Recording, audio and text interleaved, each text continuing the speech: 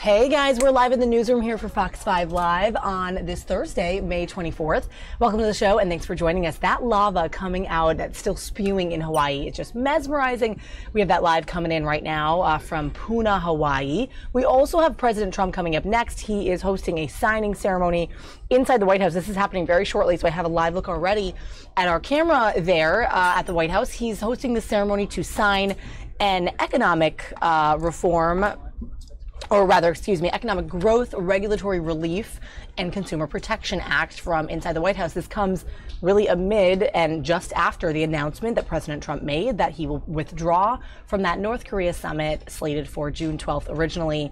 That is not happening anymore, and we're going to see sort of how he comments on that and how the press handles that now. This signing ceremony to take place very shortly inside the White House. We're going to bring that to you.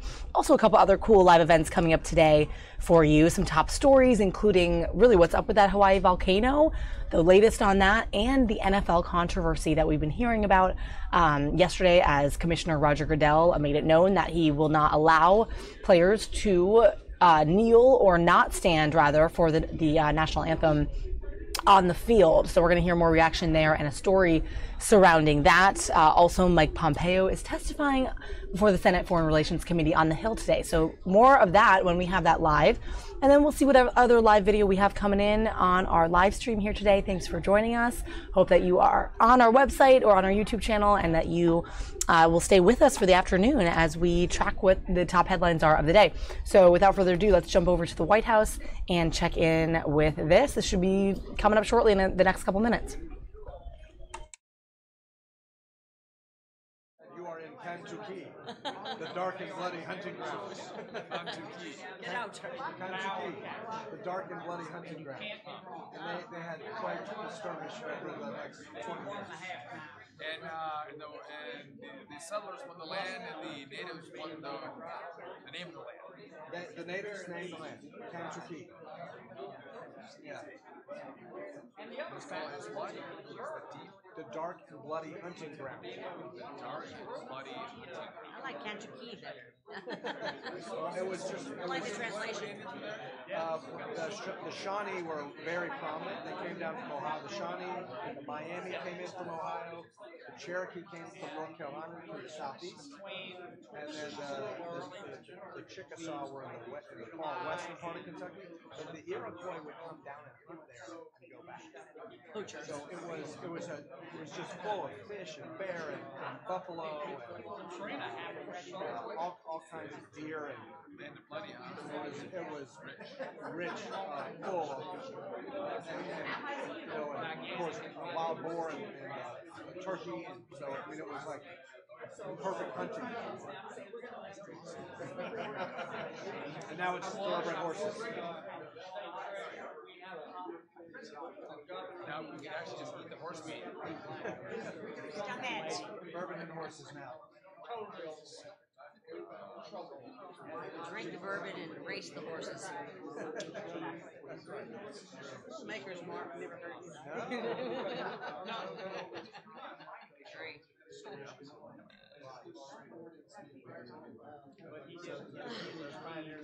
Had excess corn. They had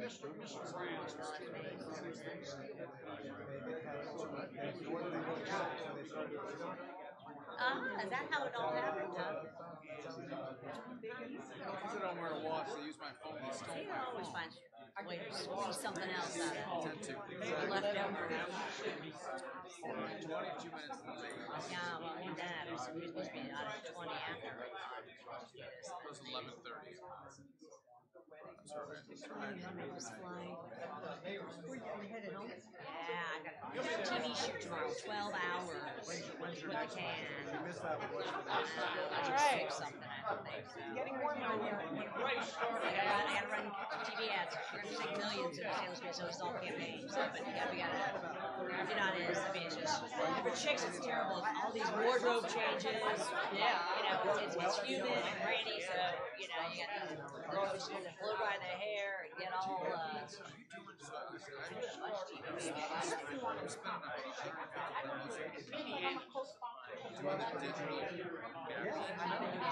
I did mine all the time. I online stuff. People were asking everybody. Well, I'm doing it right now, but I didn't do it. Yeah, I did all that. I got all that. So you can actually get digital. Got all my analytics done. I've got full on digital up, and I've got full on TV. You spend a digital. Oh my God, I spent $50. I got over $3 million.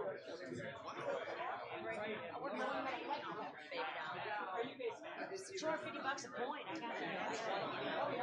I'm just sending a couple of good messages. That's 250 grand. I'm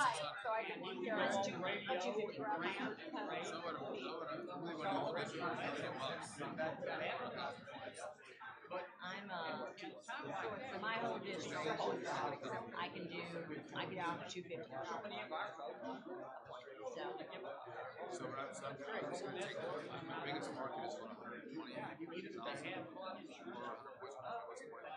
And that's half of it, and the rest of it. See, my district is very consolidated. I can just say this. You can drive from one end of my district to the next and go about it. I mean, it's just that it's all just a suburb right there. It's tough. I mean,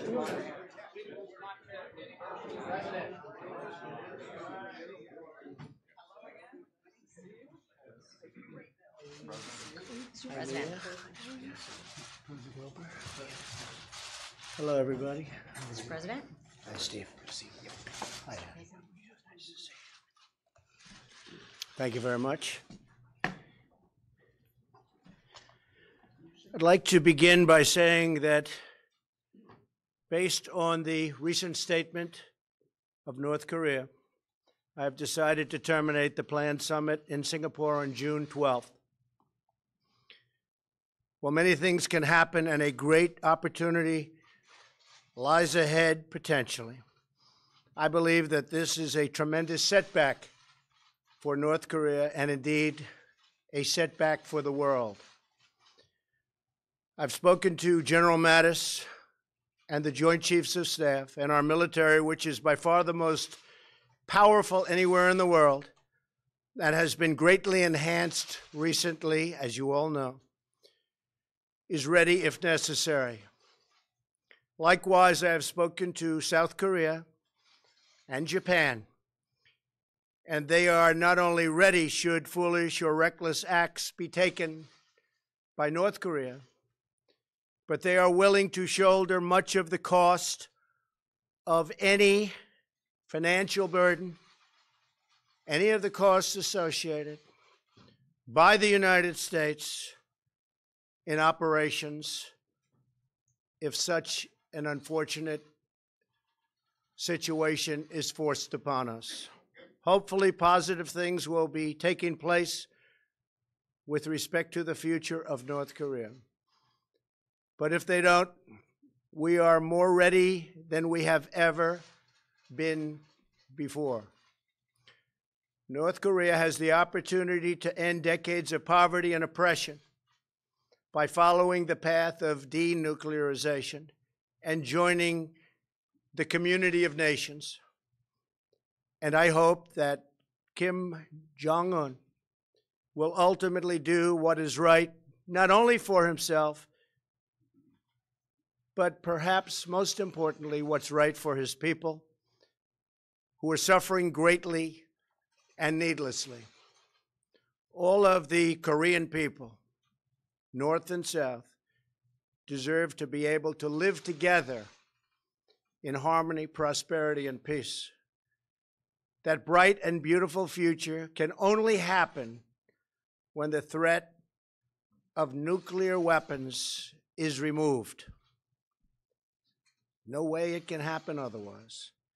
If and when Kim Jong-un chooses to engage in constructive dialogue and actions, I am waiting.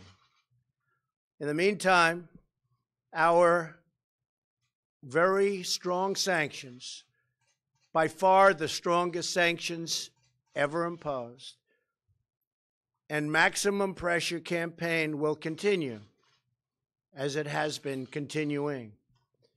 But no matter what happens and what we do, we will never, ever compromise the safety and security of the United States of America. I want to make that statement. Feel very, very strongly about it.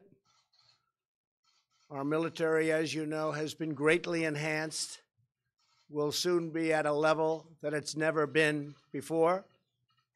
Our approval of $700 billion this year and $716 billion next year, largely due to the help of a lot of the people with me today and standing right here. We appreciate.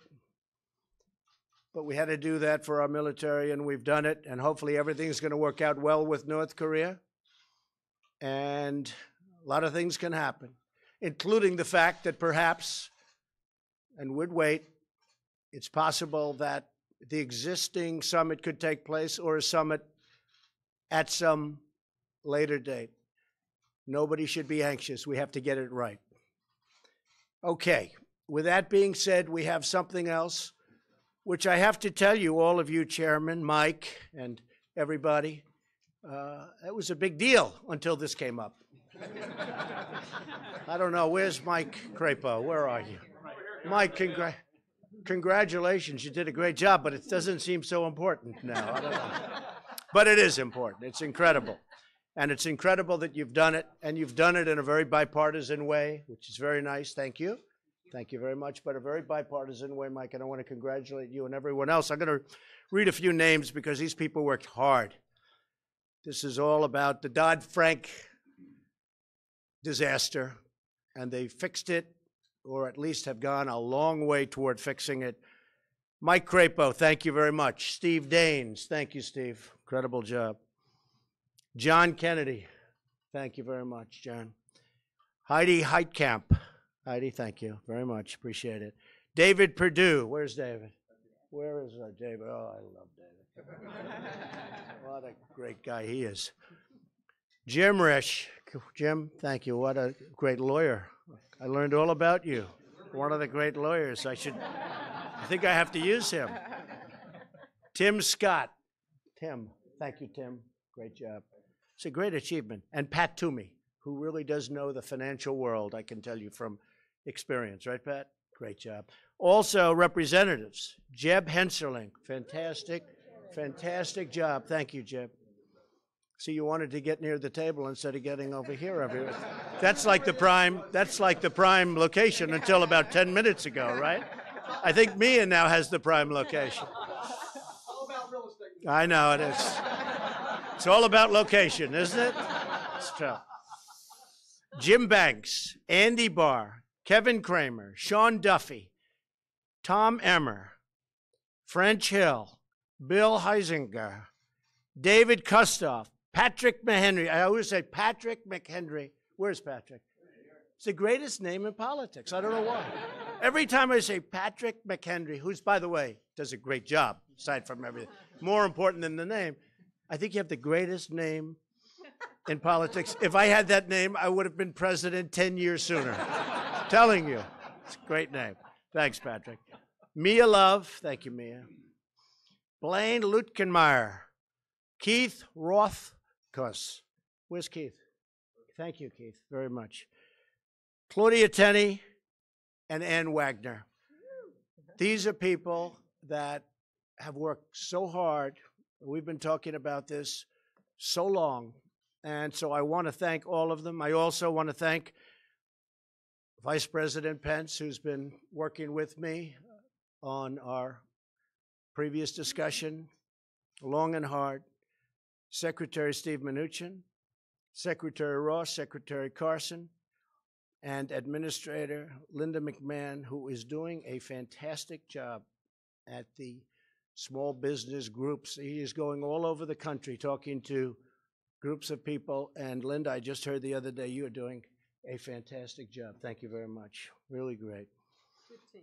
Thank you also to the many great members of Congress and for the people that work so long and so hard. Today, I'm proud to keep yet another promise. We've made a lot of promises. In fact, I think we've probably, in terms of campaign promises, we promised, but we actually approved more than I promised, if you really look at it.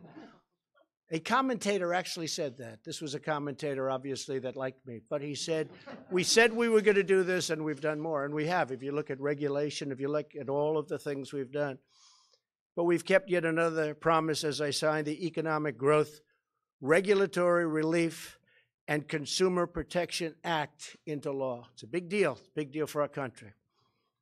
This is truly a great day for America and a great day for American workers and small businesses all throughout the nation. The legislation I'm signing today rolls back the crippling Dodd-Frank regulations that are crushing community banks and credit unions nationwide. They were in such trouble. One size fits all. Those rules just don't work, and community banks and credit unions should be regulated the same way, and you have to really look at this. They should be regulated the same way with proviso for safety as in the past when they were vibrant and strong, but they shouldn't be regulated the same way as the large, complex financial institutions. And that's what happened, and they were being put out of business one by one, and they weren't lending.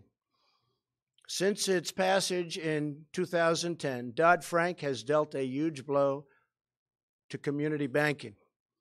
As a candidate, I pledged that we would rescue these community banks from Dodd-Frank, the disaster of Dodd-Frank, and now we are keeping that commitment, and all of the people with me are keeping that commitment.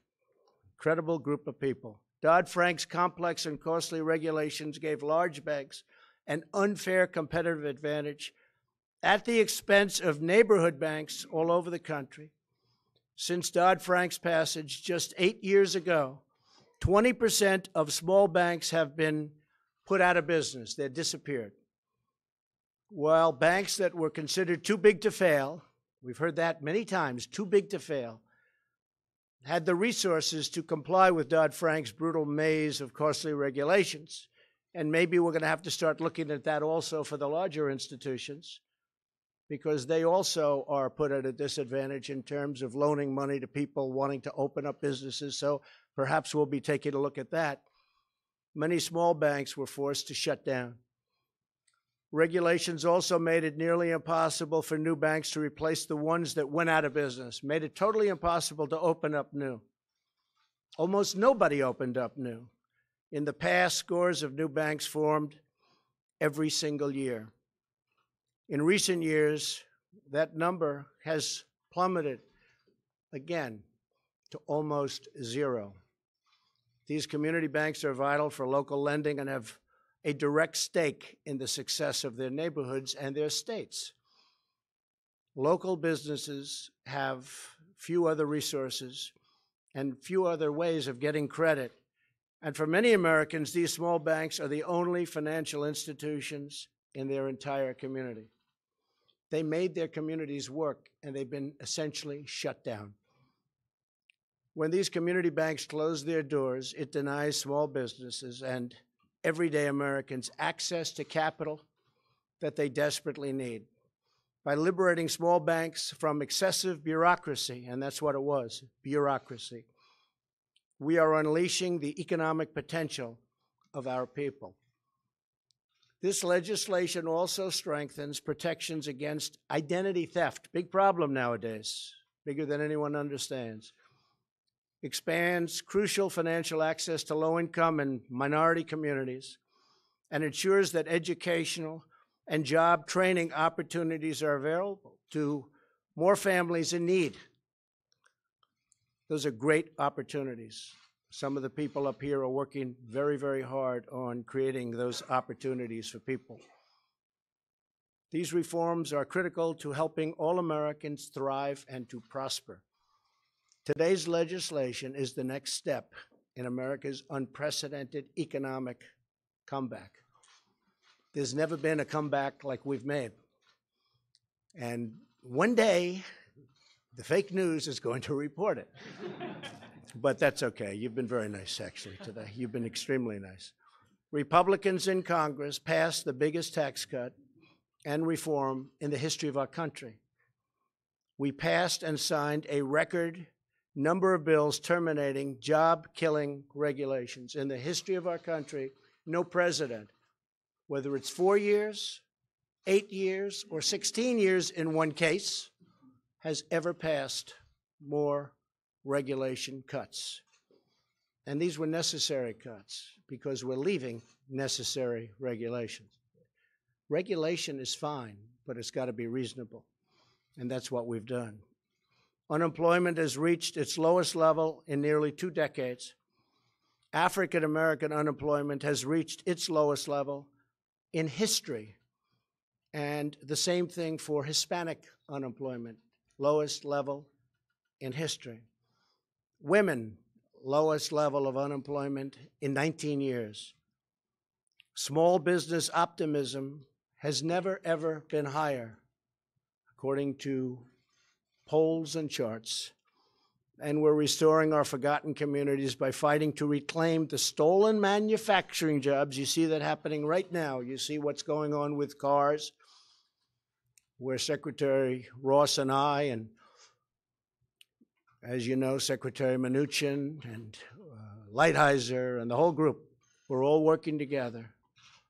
Peter, we have a big group working together. But you see, there was an article today, but it's going to be more than an article. Cars pouring into our country and hurting our jobs, and they're closing. But they're moving back. As you know, Chrysler's moving back to Michigan, big plant.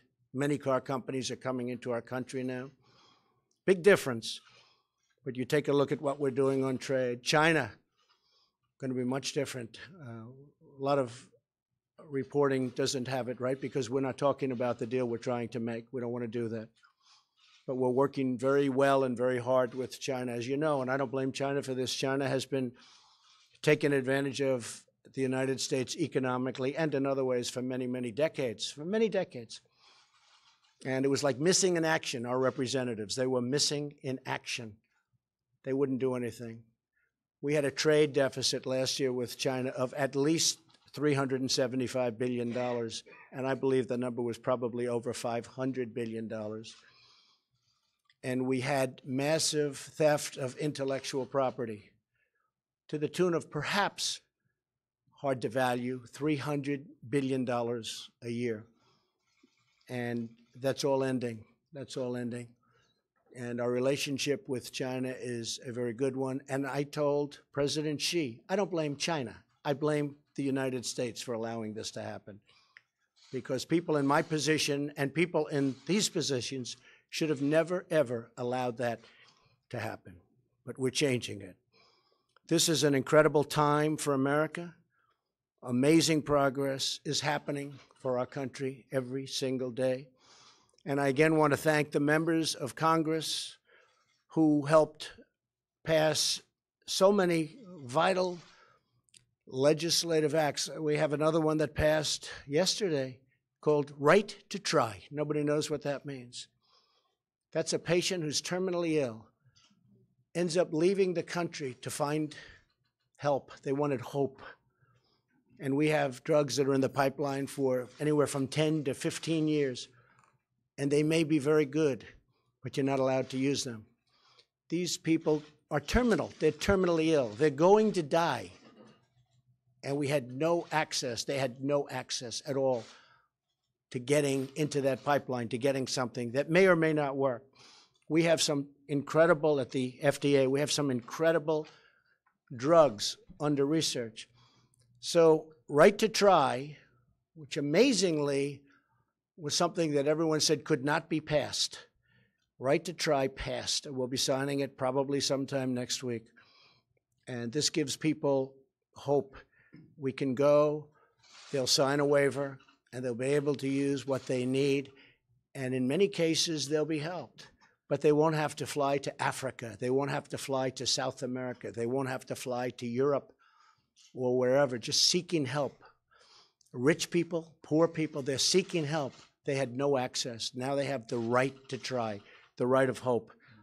And I know many of the folks standing with me agreed with me and approved it. It's such a wonderful bill, and it's so incredible that it was not possible to get it passed, but we got it passed. And we had some tremendous help from some tremendously talented senators and Congress people. So I want to thank all the people up here today. What we're doing today with respect to Dodd-Frank is truly important legislation. And I have to say, for a Congress that they say, you know, won't be doing much because we have an election coming up, I think we're doing an awful lot when you think about it. I think we're doing an awful lot. I think we're doing more than any Congress in a long time. So, thank you. So I'll be signing now a very, very important bill from the standpoint of people and jobs and loans and getting out there and building a business. And it's a tremendous honor to be with all of you folks today. And thank you for the great job. Thank you for this incredible amount of work. I know how hard this one was. The Dodd-Frank was something that they said could not be touched. And honestly, a lot of great Democrats knew that it had to be done, and they joined us in the effort. And there is something so nice about bipartisan. And we're going to have to try more of it, okay? Let's do more of it, all right? Thank you all very much. Thank you.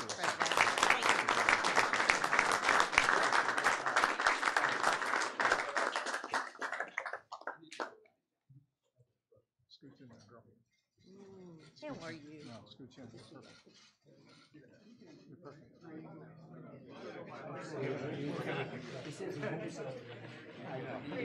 You will, right? There's a bunch of things.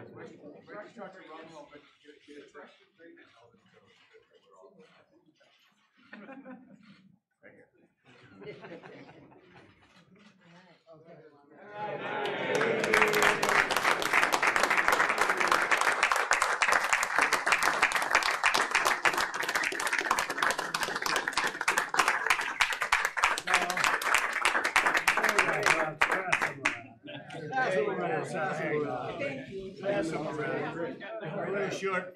I'll give you one in the office. Thank you very much, everybody.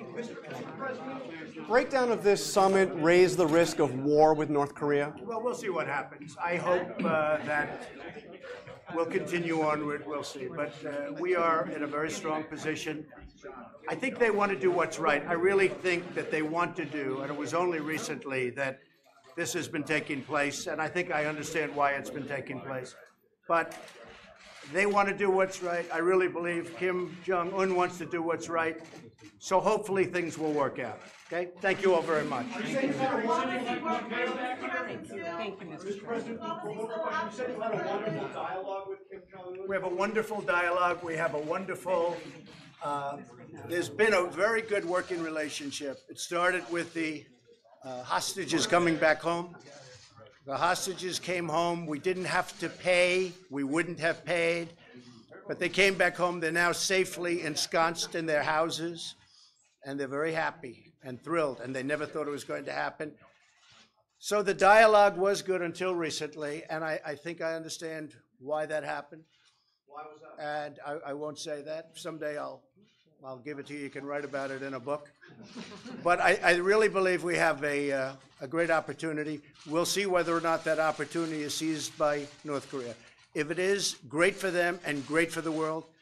If it isn't, it'll be just fine. Thank you all very much. Thank you. Call you, Mr. President? Do you expect him to call you?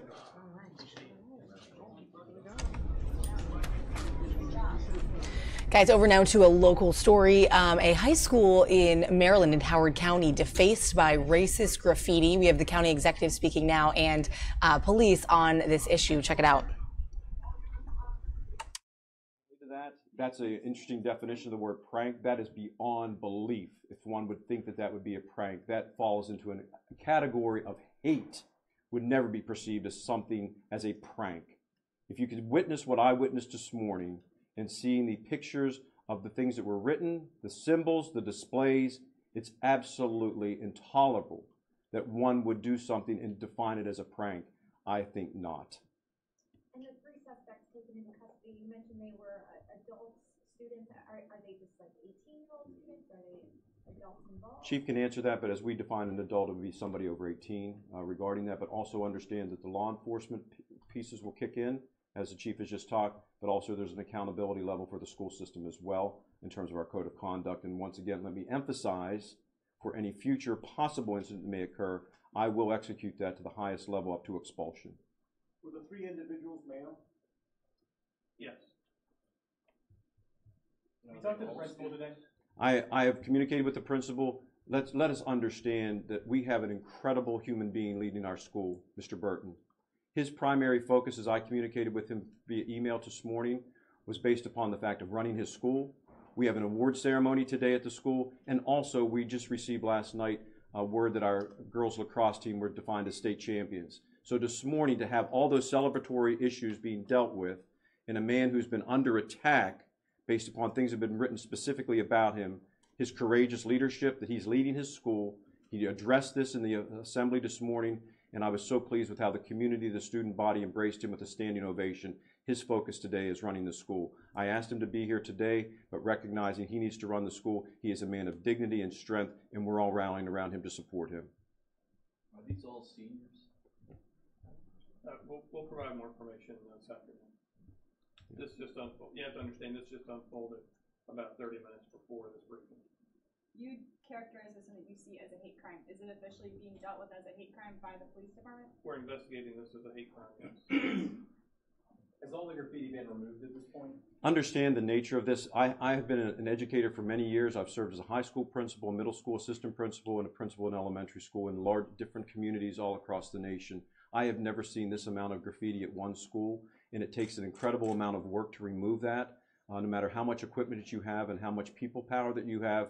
And our staff responded by even covering it up today with blankets and duct tape so that our community members who were coming to the school did not have to see it. It's going to take an incredible amount of time, and also there would be consideration of retribution for the payments considered for this to the individuals involved with this once we continue our investigation. So I'm being very clear about this when I say that individuals who want to remotely engage in this kind of activity are going to be held accountable to the highest level based upon our Code of Student Conduct, by involvement with our law enforcement, and then any kind of retribution that has to occur as well. We will do that, and I'm extremely disturbed by what I saw today. Is there an increased police presence at the school today? Obviously, there's additional officers because of the investigation, yes. In order, like, for the safety of the students and staff, is there additionally? There's additional police at the school today, yes. So equity inclusion is a huge core tenet of your Absolutely. work. How is this incident being dealt with in the classroom with students today? How is it being talked about? Once again, as we look to shift the culture to a restorative culture, where we look at everything as a teachable moment, we are discussing this with our students. We have provided guidance to our, obviously working with the principal and our teachers. We're not going to just turn our eyes to this. We're using it as an opportunity to teach our young people. Discussions are occurring in our classroom. And I also sent a message to every one of our staff members in the school system this morning, letting them know what occurred, because from my vantage point as a leader of this school system, we need to let people know what's happening, how we're responding, and my goal, ultimately, working with all the leaders behind me, is to ensure that they never happen again and use it as a teachable moment, and to use this as an emblematic moment with our students in the classroom. And very clearly, it is a core tenet of our overall vision for the school system, and we're not going to stop. We're going to continue with that vision in a very firm way. This was damage to property, but do you have a message to any students who may have hateful expressions on social media? Absolutely. I mean, once again, I have zero tolerance for any form of hate in any way where another human being is harassed or denigrated based upon their creed, their background, their religion, color, whatever it may be. We have anti-discrimination policies. We have laws. We're going to make certain that they're not just words, that individuals are held accountable. And I'm asking young people to think. Think before you post something. Think before you engage in an activity that can have life-transforming ramifications for you. I'm asking our parents, once again, get involved with your child's social media. Monitor their accounts. Monitor their history. Be the parents that you're expected to be in terms of as a primary teacher. And that means full engagement and monitor, because young people have a very powerful tool in their possession of social media and technology, and if not used properly, can cause harm and damage. And so my message is very firm and very clear and very direct. Yes, we will not tolerate it, and we'll make certain that we follow up on anything that we see, and we're doing that with the collaboration of all the leaders that we have here and our school system staff, teachers, principals, etc. We will not tolerate it in Howard County. Going back to the security cameras real quick, does every high school have exterior security cameras? We have cameras in all of our high schools. I can give you a breakdown of what those numbers are. I think Mr. McNeil is somewhere here for some additional follow-up. But we're also working, as you can see, with our county leaders here with additional support for funding to the tune of $1.1 million to address some of our other concerns. Additional consideration of $1.4 million for also enhancements. All of this works together to make certain we have a secure environment, one, from the vantage point of the hardware, but also I want young people to feel safe and secure in their environments, free of being bullied, free of having names called, and any form of hate that comes at them. And that goes through the process of training, and we're starting that at the preschool level with engagement of inclusion and respecting each other's differences and celebrating that and accepting, not tolerating, but accepting and valuing. That's the beautiful thing about in Howard County. We discuss these things, and we want to use it as a teachable moment to move forward with our young people to prevent this. And we all have work to do, but we're striving to be a model for the nation. Can I ask a question to Howard County Executive Gentleman? Sure. In your statement, you mentioned that your daughter is actually a teacher there. Did you speak to her about this incident? Did she say that, there had been any prior incidents like this before? Did this come out of the blue? It's a weird situation today about that. Tomorrow my daughter's getting married. Today we are going to be celebrating the rehearsal dinner and the rehearsal, and we'll still do that. And so she's not at school today. And she was with the bridesmaids and my other daughter who's a maid of honor last night.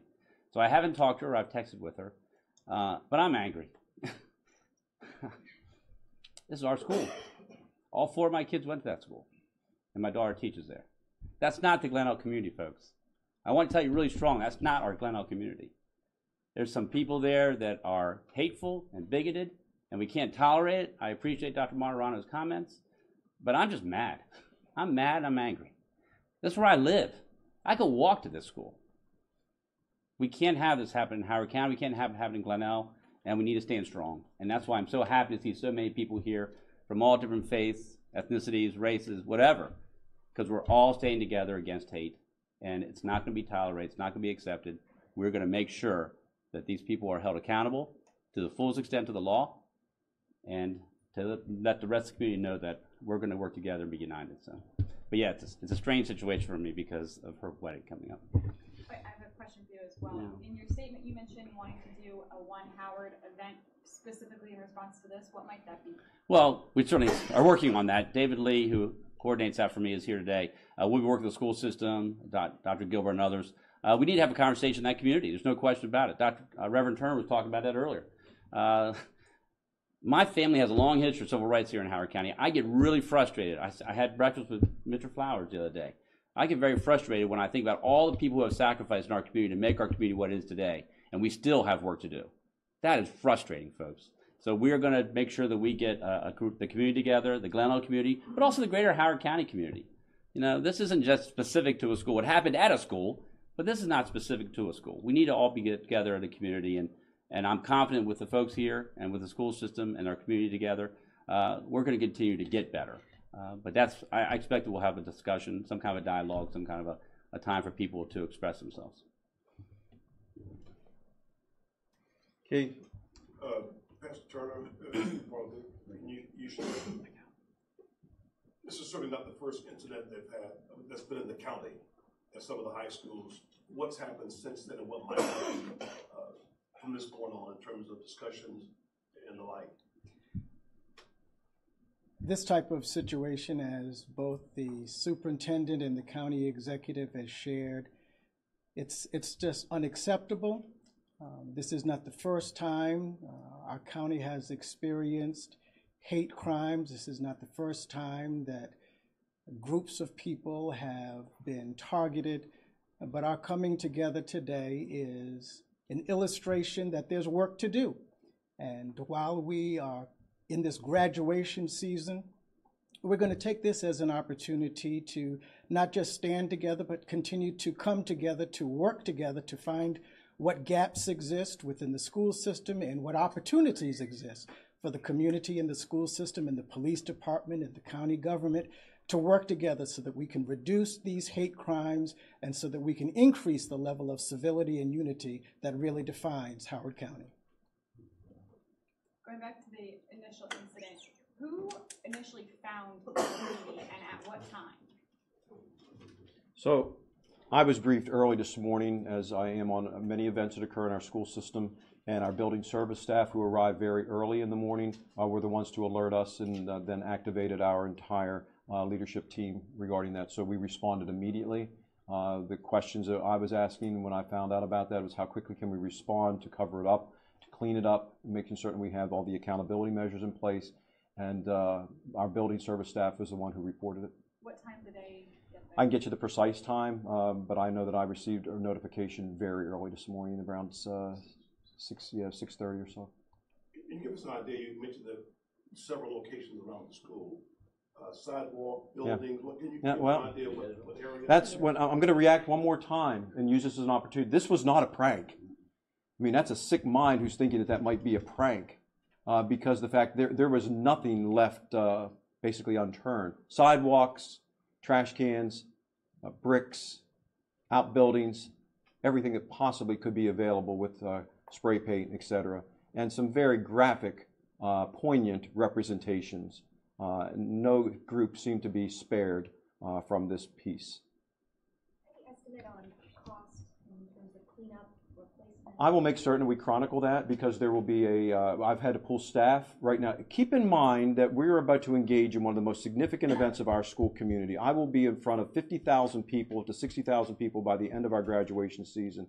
We are putting on our graduations at Meriwether. We're pulling all of our staff to address this. This kind of event pulls our staff from the work they need to do to prepare for our graduations and other things that occur within our schools. So I will be chronicling the amount of time, the personnel, the amount of equipment and energy that has gone, not to mention the defacement of the property, that some of it might have to be actually replaced as far as the removal. There'll be scars of that remaining, and I want it removed completely so there's no reminders of this event. I will get you the cost. You said that you're headed over to Glen Allen later today. What's your plan for when you get there? Support, compassion, care, kindness, letting people know that we will not tolerate this, the same message that I'm conveying here, to let people know that we're all in this together, that when one individual within our community is harmed, we all feel it, and we're all harmed, and we're not going to tolerate it. I mean, this is an incredible representation of support behind me, but also the fact of the communications that occurred to all of our employees today. Everybody's hurt. Everywhere I've been today, people have been asking about it and very encouraging. Continue to do what's necessary so that we can eradicate this. We're better than this. And we want to put our best foot forward to be the model for not just the state of Maryland, but for the nation. And I'm convinced that we can be. But it's how do we respond when bad things happen, which defines us. We cannot prevent a lot of things from happening, but what we can do is when bad things do happen, how we respond. And so today my goal is to show support and to listen and to ensure individuals that we're going to do everything that we can to hold people accountable. Will you be meeting with students, staff? I don't have a formal process. My goal, you've been with me, it's very organic and very informal, and to engage where that takes me. I will make certain I meet as many of our staff members that I can, and I have other things planned as well as I visit the school today, but also do not want to be a disruption to the overall school day in that sense. But our community needs to see love, care, and compassion, and in the end, that will be the only thing truly that will annihilate hate. Ladies and gentlemen, thank you for attending today. I appreciate your time, and this ends our press conference today. Thank you. I'm so sorry that you guys started it again. All right, checking in now, guys, on the daily briefing at the Pentagon. This is the spokesperson for the Pentagon, so we're totally switching gears, coming back to the Department of Defense down here just across the water in Arlington, Virginia. The department actually went for real DoD work as opposed to paying him to maintain his informant status. What is it that you're saying when you say under investigation? So first of all, the whole issue of his status and what he was with respect to the FBI, that is under investigation. With respect to the contracts, I just have to see this. I just don't have the details. The press office is correct that if they confirm that there were 4 contracts, but I would prefer to come back to you and give you more details. I'll come back to you today. How about that? Louis. If I could just follow up on 2 questions. First on the investigation. I take it to mean that you're saying that there is no... Which investigation? About the individual that Barbara is talking about. I take it to mean that you're saying that there is no DOD investigation of his relationship with the Pentagon. Is that correct? None that I am aware of, no. Thank you. And the question is about the Punggye nuclear testing facility in North Korea that North Korea publicly destroyed today. What is the assessment, if I could ask both of you, what is the assessment of the capabilities of that facility today, and how quickly do you think that it could be brought back to operability if it needed to be? Sure. So we're looking at pictures of it right now, and we don't have a final assessment. They obviously did some visible destruction of entrance to the tunnel. I don't have a better answer for you than that right now, except that they've done some visible activities related to destruction. I don't know more than that as we talk right now. And is that prior in the weeks leading up to today as well? I'm sorry. Was there a destruction of facilities as well in the weeks leading up to today? We watched preparations for the activity that just occurred. We've been looking at that very closely. Janie. Thank you, Dana. Do you have anything? Excuse me, because I'm not. Do you have anything about the sharing of defense spending between U.S. and South Korea, or are you willing to ask South Korea to increase this cost? In terms of the shared costs, burden sharing on the peninsula? Is that your question? So I don't have any further details. Obviously, the president has spoken to his counterparts, but I don't have any details about any changes in the relationship at this time. Right here. Thank you, Dana. Fadi Mansour with Al Jazeera. Can you clarify your statement about being ready to fight tonight? What does that mean? Is it in case you were asked to fight, or what? And then on Syria, the Syrian state media reported yesterday some Syrian armed positions in eastern Syria being attacked or targeted by the coalition led by the U.S. Can you comment on that as well? So sure. I'll answer your first question, and I'll give it to the general. In terms of fight tonight, it means that the United States military stands ready to defend our interests, this nation, and the interest of our allies. That's what I mean by fight tonight, General. I've no reporting that indicates anybody struck Syrian military position, U.S. or coalition forces. The U.S. is not involved in that. Tony.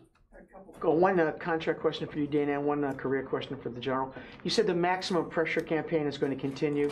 Have you got any instructions today to ratchet up the maximum pressure campaign in terms of more visible bomber rotations? And for Dana, a lot of the computer world is waiting for the final RFP for the Jedi Cloud. The Defense Department had said they want to get it done by the end of the month, which is coming up next week. Is it on track for an end of the month release? Tony, I wouldn't want to speculate on that. Obviously, information is less than 3 hours old, so I'm not tracking anything, and that would be something I wouldn't be able to speculate on anyway. Well, not ask you to speculate, but you haven't got any instructions in the last few hours to ratchet up the maximum pressure campaign. I'm not going to. That's a future contingency that I'm not going to speculate on. With respect to the RFP, we are very anxious to get it out. I don't have a particular date to give you on when it will be released, but it is working, and we're reviewing everything. But I anticipate that it will be released on time. When you do release it, could you at least give a statement in terms of how it's changed from the draft RFP and how the industry input helped shape the final product? Let me take that. Yeah. Tara. Thanks. For both of you, one on North Korea and then one separate topic. A lot's changed in the last 48 hours. For months, we've heard that China had a critical role in getting North Korea to the table. And then yesterday, its involvement in RIMPAC was canceled. And then today, the cancellation of the summit. What is the way forward to get any sort of agreement to denuclearize North Korea? The way forward is, frankly, it's in the hands of the North Koreans, right? As the president already said, he's prepared to talk. His letter says he's write me, call me. But our position is we continue the maximum campaign. That hasn't changed for us. We're going to continue to ensure that the alliance is strong and that we're ready and that forces are prepared for whatever contingencies. In terms of disinviting China from RIMPAC, what are kind of the actual consequences of that and not having them in the fold, even as these other things like the potential cell phones and some of the other things that have caused China to be disinvited? Well, I think it's important to remember that we will work with China where we can, and we will confront China where we must. With respect to the disinvite for RIMPAC, that was directly involved because of the militarization of South China Sea, which has to do with the rule of law. And so that was that expression. But again, we'll continue to work with the Chinese, but it's also important that they understand that we take the militarization of international waters very seriously. Have you been able to talk to the Chinese since then? Are they still going to engage on getting North Korea to potentially denuclearize? I'm not going to speculate on what ongoing talks there could be. Okay, then apologies, just the separate topic. Last week we talked about the water study at HHS. In the last week or so, there's been some movement on it, but could you just, from the podium, state the Pentagon's official stand on getting this information out to military families? So yes, we want to get all of that information out, but understand that the lead is HHS. But what we have done with respect to, this has been an ongoing issue. We have worked with the bases. We have worked with local communities. We've surveyed 524 some odd installations and their water systems. And in the places where we haven't been able to remedy the contaminants, PFAS and PFOA, we have provided contingency, bottled water, municipal links. So we are getting that information out. That information is also provided in the base newsletters and newspapers. And there's also a website, which I'm happy to give you after this, where all of that is listed in what we have done to mitigate the pollution. Hans. General McKenzie, have you seen any change in behavior from the Chinese in terms of enforcing sanctions on their northern border? No, I haven't, but I don't have any detailed information on that. I'll have to come back to you on that. I'm not prepared to give anything more than that. I think they've been pretty consistent in the application of it, but I don't know that we've seen a change, something I could discuss with you here today. Okay, and then for both of you in general, we hear a lot about the maximum pressure campaign. Does that include a military component, or is it just the sanctions side? It's a whole of government approach. I mean, this is sanctions, this is economics, this is diplomatic, this is military. The maximum pressure campaign spans the U.S. government. Can you flesh out a little bit then what the military component of the maximum pressure campaign is? Certainly, it's the maintenance of high readiness forces in Korea. It's the deployment of THAAD to Korea. It's the exercises that we continue to conduct with our Korean and Japanese allies. It's a whole variety of things. And if I could just expand on that for a moment. We're talking earlier, I think Tom made a point that you thought the building had done a U-turn in terms of our approach to North Korea. I would argue from a military point of view, we've been on a very consistent direction that hasn't changed at all. We're in full support with the military component of the maximum pressure campaign, but nothing has changed. We didn't ramp up or down as word of this summit began to rise and now has ended. We're being very steady, very straight in terms of our preparations, in terms of the readiness that we display. So I don't actually believe we changed anything from the military component vis-a-vis North Korea going forward. Thank you, sir. Kassim. Dana, can you say that the Secretary recommended President Trump to cancel this summit with Kim Jong-un? What I can say is that the Secretary and the President spoke today about the cancellation, and the Secretary was aware of the decision. And also, just a follow-up, just recently the United States resumed the exercise with the Republic of Korea, and then Kim Jong-un regime, of course, responded to it with a heightened rhetoric. Can you say that whether there was an impact of this exercise on the point that we are today? I'm not going to speculate on what factored into the decision-making process on the part of North Korea. I can tell you that we continued our exercises. We will continue our exercises, and we stand in full support of the diplomatic effort that moves ahead. Jeff. Thank you. A question for both of you. In light of the cancellation of the summit, is the Pentagon or U.S. Forces Korea taking a second look at whether South Korea should be an accompanied tour, as in the dependents of service members should be allowed to live there, given that North Korean artillery can range all U.S. bases in South Korea? Since it just happened 4 hours ago, I think it'd be premature to make any to speculate at all about that. And earlier this week, the State Department declared that the U.S. is going to do a full court press against Iran.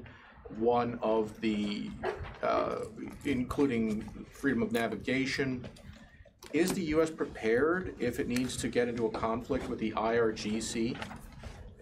So freedom of navigation, and particularly in the U.S. Central Command area of responsibility, you're talking the Bab el-Mandeb and you're talking the Strait of Hormuz.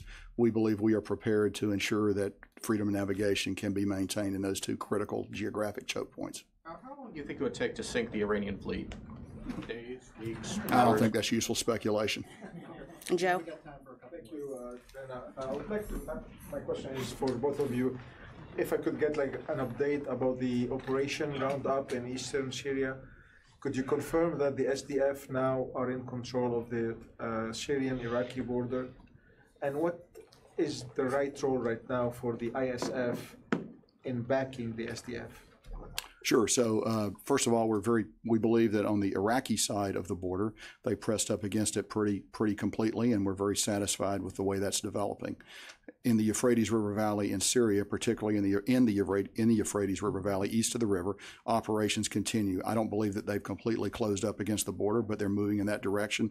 And after a pause for a period of time, those operations have now recommenced and are moving. Thank you.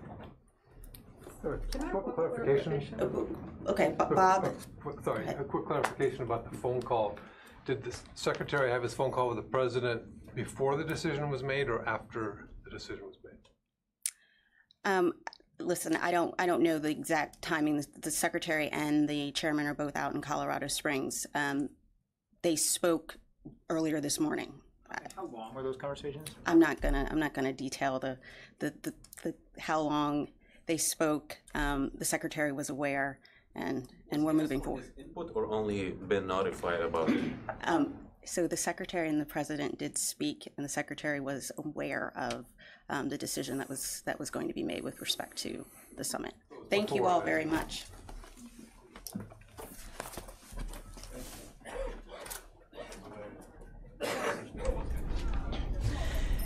Hey guys, so that was the latest, the Pentagon update there from the Department of Defense. We're back in the newsroom here at Fox 5 DC. Thanks for joining us on the stream. We're glad that you're on, and hey to everybody who's on the live chat.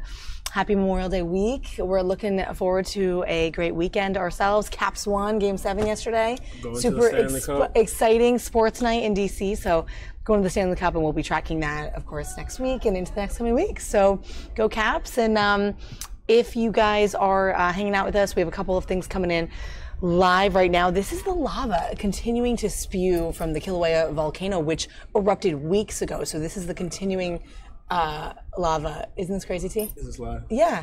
Oh my God. Isn't that nuts? So live pictures there looking really crazy. And continuing on with that story, some updates from that over in Hawaii, and the NFL controversy, the national anthem controversy from yesterday, announced by Roger Goodell, the commissioner. We have those stories in some of our top stories from today. Take a look. Vice President Mike Pence walked out of a game between the Indianapolis Colts and the San Francisco 49ers after seeing players kneel during the national anthem. Today, he says the league is winning. Commissioner Roger Goodell says NFL team owners approved a new policy requiring players to stand during the national anthem if they come on the field. Players are no longer required to be on the field when the song is played. If the rules aren't followed, the team will be fined. The NFL says each team can decide how it handles players or staff refusing to stand. The new policy is aimed at calming the waters after Colin Kaepernick said he took a knee to protest police brutality. Many football players followed suit, but to some, including President Trump, it was a slap in the face.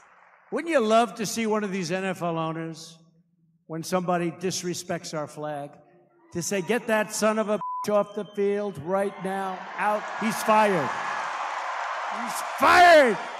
Commissioner Goodell explained the new policy Wednesday, calling this an important moment. To be respectful to the national anthem, we want people to stand. That's all personnel, and make sure that they treat this moment in a respectful fashion. Vice President Pence posted 2 tweets praising the decision, writing in one, quote, Americans can once again come together around what unites us, our flag, our military, and our national anthem. But co-owner of the New York Jets, Christopher Johnson, is pushing back on the policy. He says the team will pay any fines for its players kneeling during the anthem, and no one will be punished. The owner of the San Francisco 49ers, Jed York, abstained from the vote. He was the only NFL owner to do so. In Washington, D.C., I'm Ellison Barber, Fox News.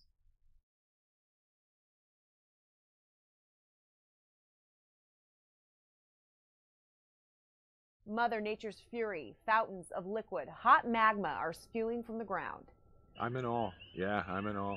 It's creation at its primal nature, and I enjoy watching it. The mesmerizing geysers are also cause for serious concern for island residents, with a major eruption possible at any moment. There's a lot to be concerned about, because, we've seen how, it's kind of stable right now. Then all of a sudden a fissure could pop out anywhere. So, where's the next fissure going to erupt? That we're going to have to take immediate action. Officials say if these fissures continue to gush, about 2,000 people could become stranded if lava cuts off access to the main roadways.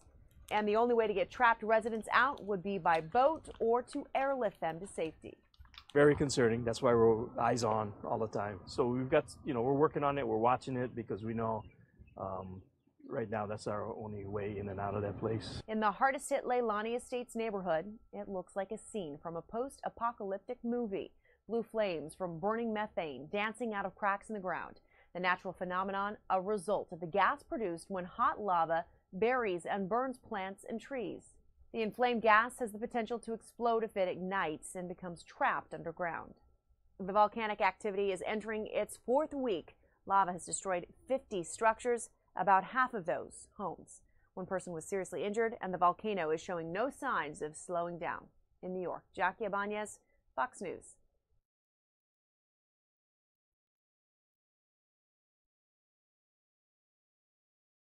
About 1 in 5 American university students drop out and may not end up with a 4-year degree, a depressing statistic that has remained largely unchanged for at least a decade. But a University of Arizona professor thinks she may have a solution, and it has nothing to do with the classroom. Professor Sudha Ram tracks the use of student IDs or CAT cards as students swipe them at more than 700 locations around campus, such as libraries, movie theaters, and the student union. But I know that a student checked in at a location at a certain time, and I can get this list of check-ins.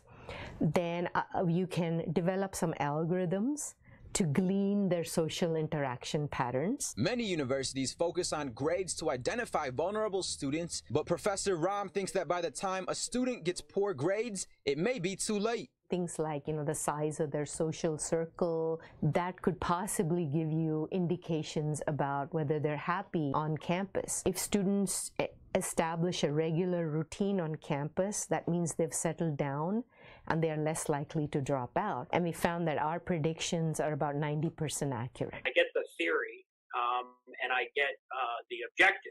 I just think that in practice, it has a lot of potential pitfalls when it comes to a privacy perspective. We don't even know who these students are, so I don't think we're tracking students at all. We have an anonymized data set of check-ins with a timestamp.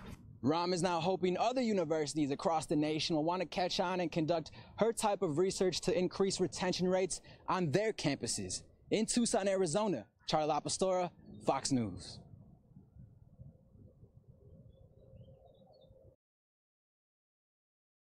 The smugglers are treating these illegal aliens as if they are cargo, not human beings.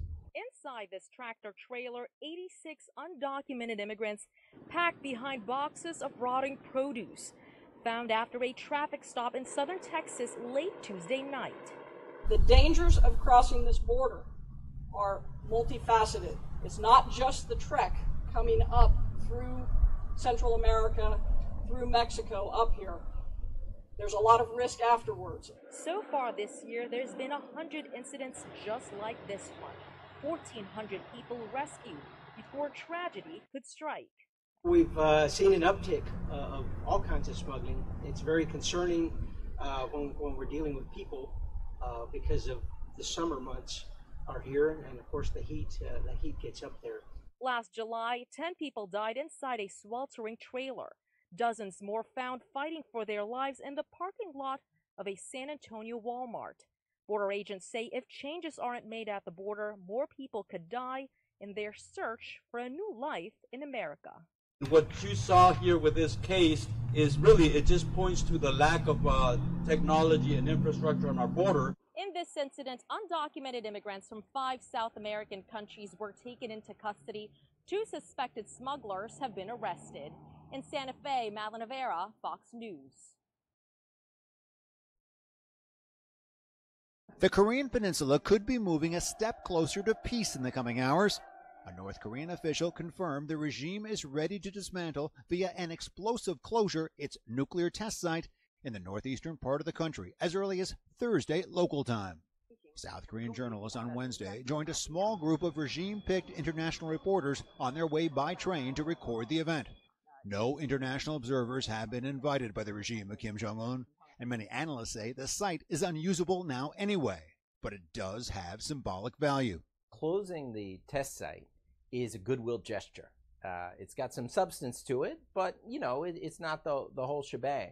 In fact, all of this comes ahead of the summit involving Kim Jong-un and President Trump planned for June 12th in Singapore. Fresh from their own summit last month with Kim Jong-un and yesterday's session with President Trump, an aide to South Korean President Moon Jae-in told Fox News the meeting should proceed, and rhetoric is natural, saying fine-tuning and adjusting the scope of expectations is required for the scheduled summit. If it does go ahead, it would be Kim Jong-un's 4th recent summit. Some think even if he's not willing to commit to complete denuclearization, he could come close. I think that they will surrender a significant part of their nuclear weapons, and if American negotiators are skillful and tough enough, they can squeeze a lot from North Korea right now, but not everything. But all here agree there is a way to go to get to that point and then beyond, starting with the dismantling of that nuclear site, set to blow in just a couple hours. In Seoul, South Korea, Greg Palka, Fox News. And guys, as you know, as we were talking about earlier, that summit was withdrawn this morning. So that package put together and produced earlier today, and not in time for this withdrawal of the meeting. If you saw this tweet, this was earlier today, Donald Trump tweeting this, and he spoke about this before signing that Economic Growth Act this morning at the White House. This is his tweet. Sadly, he says he was forced to cancel the summit, and there's the official letter that you can read right there on his Twitter account or anywhere else, really, because a lot of people are posting this in the media, but that is the official word from the White House. So with that, guys, we're going to go back to, here's a live look at the lava that continues to spew in Hawaii, but I'm going to cue up Pelosi's remarks from this morning. Take a look at her weekly address today.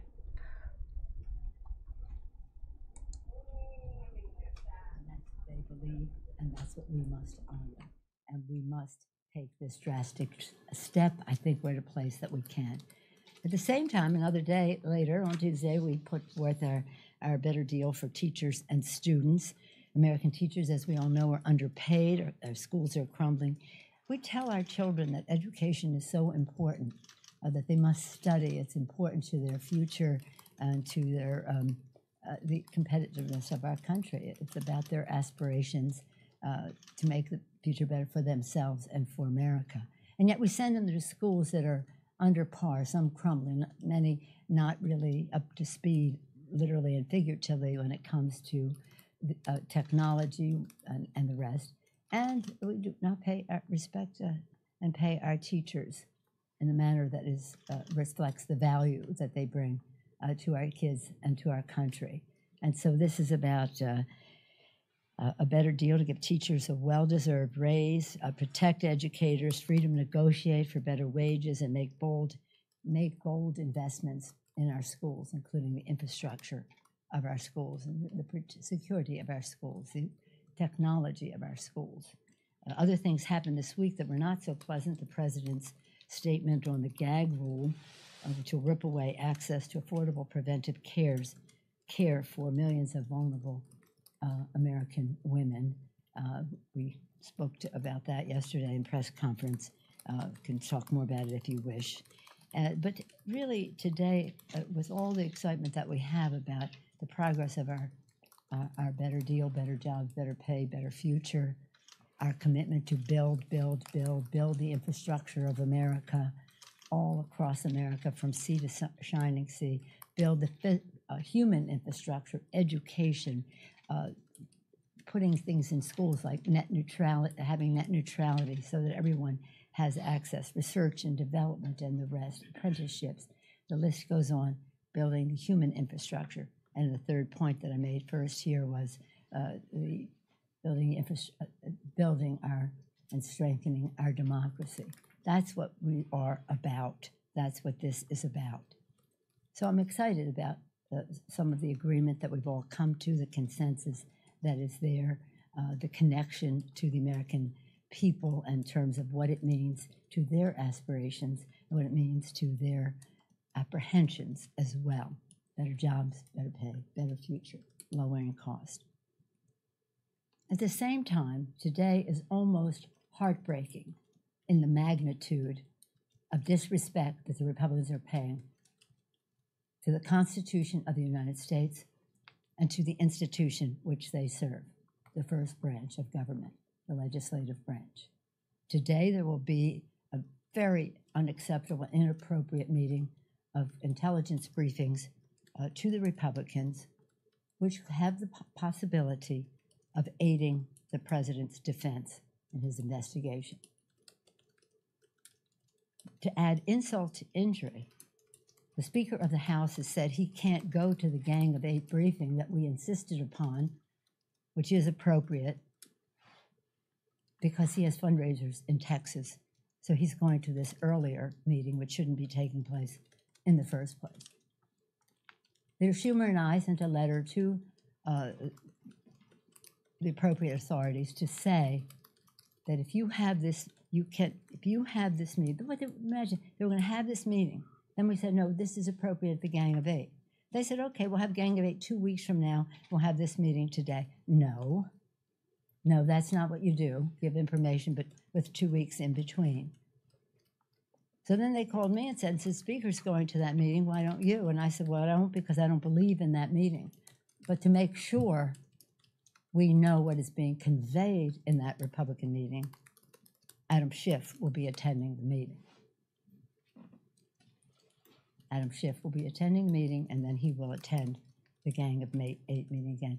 I want you to understand, I have over almost 25 years of experience in intelligence, longer than anyone who's ever served in the Congress. I served as a member of the committee. I served as the ranking member, the position that Adam Schiff has now, and he set a whole new standard for ranking members. And I've served ex officio for a number of years. Never has there been anything so disrespectful of the Congress than what they're doing today. I have been a relentless advocate for Congress receiving information. That isn't the point. And for transparency. The point is, at this very, very questionable time, that the Republicans have called for a meeting of Republicans only, for henchmen of the president who to attend that meeting and to be joined by the Speaker of the House, who has completely abdicated his responsibilities by saying, I got to be in Houston for a fundraiser instead of the important Gang of Eight. We don't have those meetings that often. They're very important meetings, and they're for the 4 leaders of the committee and also the 4 top leaders in the Congress of the United States. Peers of Republicans in Congress and leadership have taken an oath not to protect and defend the Constitution, but to protect and defend Donald Trump. It's just wrong. The president has been clear that he doesn't respect the office he holds, and now that disrespect has bled to the Congress of the United States. Any questions? Yes, Thank you. With the president canceling the summit with North Korea, I know some thought there was optimism, maybe there could be a breakthrough achieved. That said, historically, we have seen situations where there have been summits which have gone south. I think Reykjavik in '85 with Gorbachev and Reagan, and that actually proved to be good later on. Yes. Looking at this through that sort of prism, do you see the potential of maybe this being a good thing, that maybe it actually results in something better down the road, or what's your interpretation? I think it's a good thing for Kim Jong-un. Here you had a thug, a a person who killed all his own family members, a person who runs a police state being legitimized by the President of the United States. They were on a par with each other. He got global recognition and regard. He's the big winner. And when he got this letter from the president saying, okay, never mind, he must be having a giggle fit right there now in North Korea, in Pyongyang. As you probably remember, maybe not, I'm one of the few members of Congress who's been to Pyongyang, the capital, right into the north, not at the border, but to their capital. It was an intelligence trip. Most of the members who were on that trip are no longer in Congress now, but it is a police state. It's a terrible place. The suppression of their people, the brainwashing that they do, and then along comes Kim Jong-un schmoozing the President of the United States. He taking the bait. Now, we were sympathetic to say, well, talk. That's better than more war. But this takes preparation. This takes knowledge. This takes judgment. And clearly, it takes preparation, which the president didn't make. It's clear he didn't know what he was getting into, and now he's walking away from it. In this very chummy, palsy-walsy letter to Kim Jong-un, Kim Jong-un, is the big winner. It's unfortunate because, as you say, you want to be optimistic, you want to be hopeful that something can come of something. But it can't come of something if it's built on just saying, I know everything, I don't need defense, I don't need State Department knowledge on these subjects, let's deplete the State Department, let's do this, that, and the other thing. It's really a very sad thing. Because of your role, and you talked about your long-standing role in intelligence, were you notified ahead of time that the summit was off? No, it just noted when we got the president's letter, the copy of the president's letter, chummying up, it's kind of like a Valentine to Kim Jong-un. Really? So, anyway. Yes, ma'am, Nancy. On your DOJ briefing, does the fact that Democrats like yourself are now getting the same information address some of your concerns about this arrangement? We have no idea what we're getting. We have no idea what we're getting, Nancy, because they've had so many of their own briefings. And why? This is so extraordinary. It's so extraordinary. So this isn't any, I don't even think that this information should be conveyed to Congress if it has the possibility of affecting the president's defense in his investigation of the president. We'll see what they have to say today.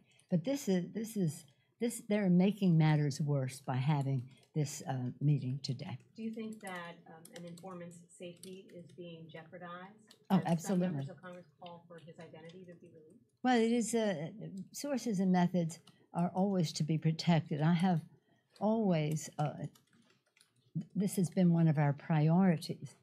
Force protection, that's what intelligence is about, to protect our troops in case they're going into war. Protection of our sources and methods who risk their lives. They put themselves, in many cases, their lives on the line, just as our men and women in uniform do. And for this frivolity to take place because of an investigation of the president that he's mislabeling, and I wish you wouldn't repeat his labeling of some of these things because they're simply not. All right, guys, switching gears a little bit here, back in the newsroom. It is just past the hour, 1 o'clock Eastern time here on the East Coast, and I would love to be able to show you a live video right now of Arlington National Cemetery. Right now, unfortunately, we're getting some tape of it. We're not going to be able to play that back till later, but it is an event happening now called Flags In. And it's an event to honor fallen military heroes, of course, in advance of Memorial Day weekend.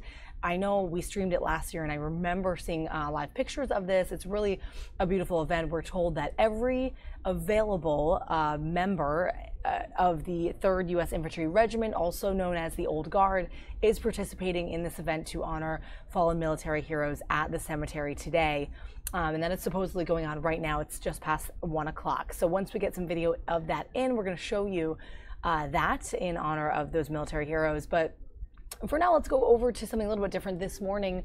And actually currently, we're kind of getting tape in here and there. Mike Pompeo, the new Secretary of State, is testifying before the Senate Foreign Relations Committee. And we have a piece of that to show you here. So check it out. They are critical enablers for our foreign policy success. Let me just close. I do hope to hear from you on the AUMF. I understand that the administration believes it has all the authorities it needs, but since the chairman and other distinguished members of the committee are moving forward on an AUMF, and there is a proposed AUMF, the Corker-Kane AUMF, I would like to hear the administration's views on that AUMF as part of your presentation. We look forward to your remarks, and thank you again for joining us. Mr. Secretary, again, thank you so much for being back before us within a matter of 6 weeks, and we look forward to your comments and, as you know, questions thereafter. Great. Thank you, Mr. Chairman. Thank you, Senator Menendez, as well.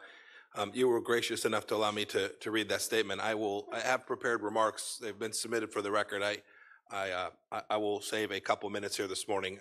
A couple of other items that I want to mention off the top, things that have happened recently that I think are important to our diplomatic efforts around the world that I want to share with you and explain to you. And then I want to spend a couple minutes. You asked Senator Corker about what I've tried to do in my first now 3 weeks or 3.5 weeks to get the team back on the field. And I'm happy to share both what we've done and what I have in the queue and how I'm thinking about that problem set now that I've had a chance to get on board and see a little bit more of the challenge that's in front of me.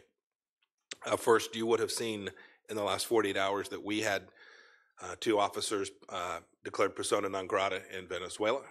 We have responded reciprocally by expelling 2 senior Venezuelan officials from the United States. We are deeply worried about what's taking place as a result of the sham election that occurred on Sunday, the 20th, where we're doing all the right things. We have an American there that we desperately want to get back, Joshua Holt, and so know that we are engaged.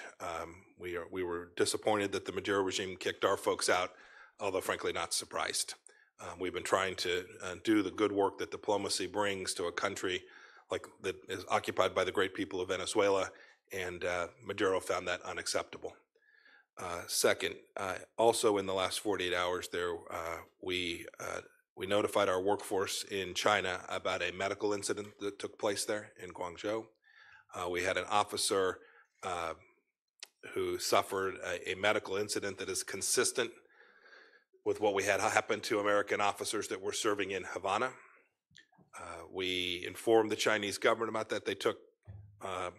They said all the right things and have demonstrated their willingness to help us identify the vector which led to this medical incident.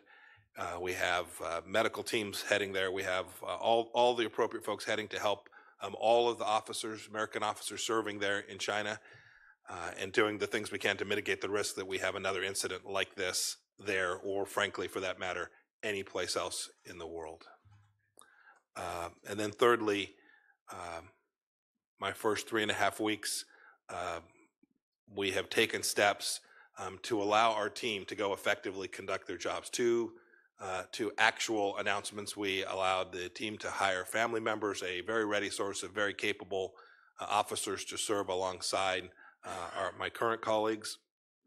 We think that will help our families a great deal. And then the hiring freeze itself was lifted. Senator Menendez, you said some of the bureaus aren't hiring. We still have a little bit of guidance that needs to be issued, but most of that is now out. We have end strength goals.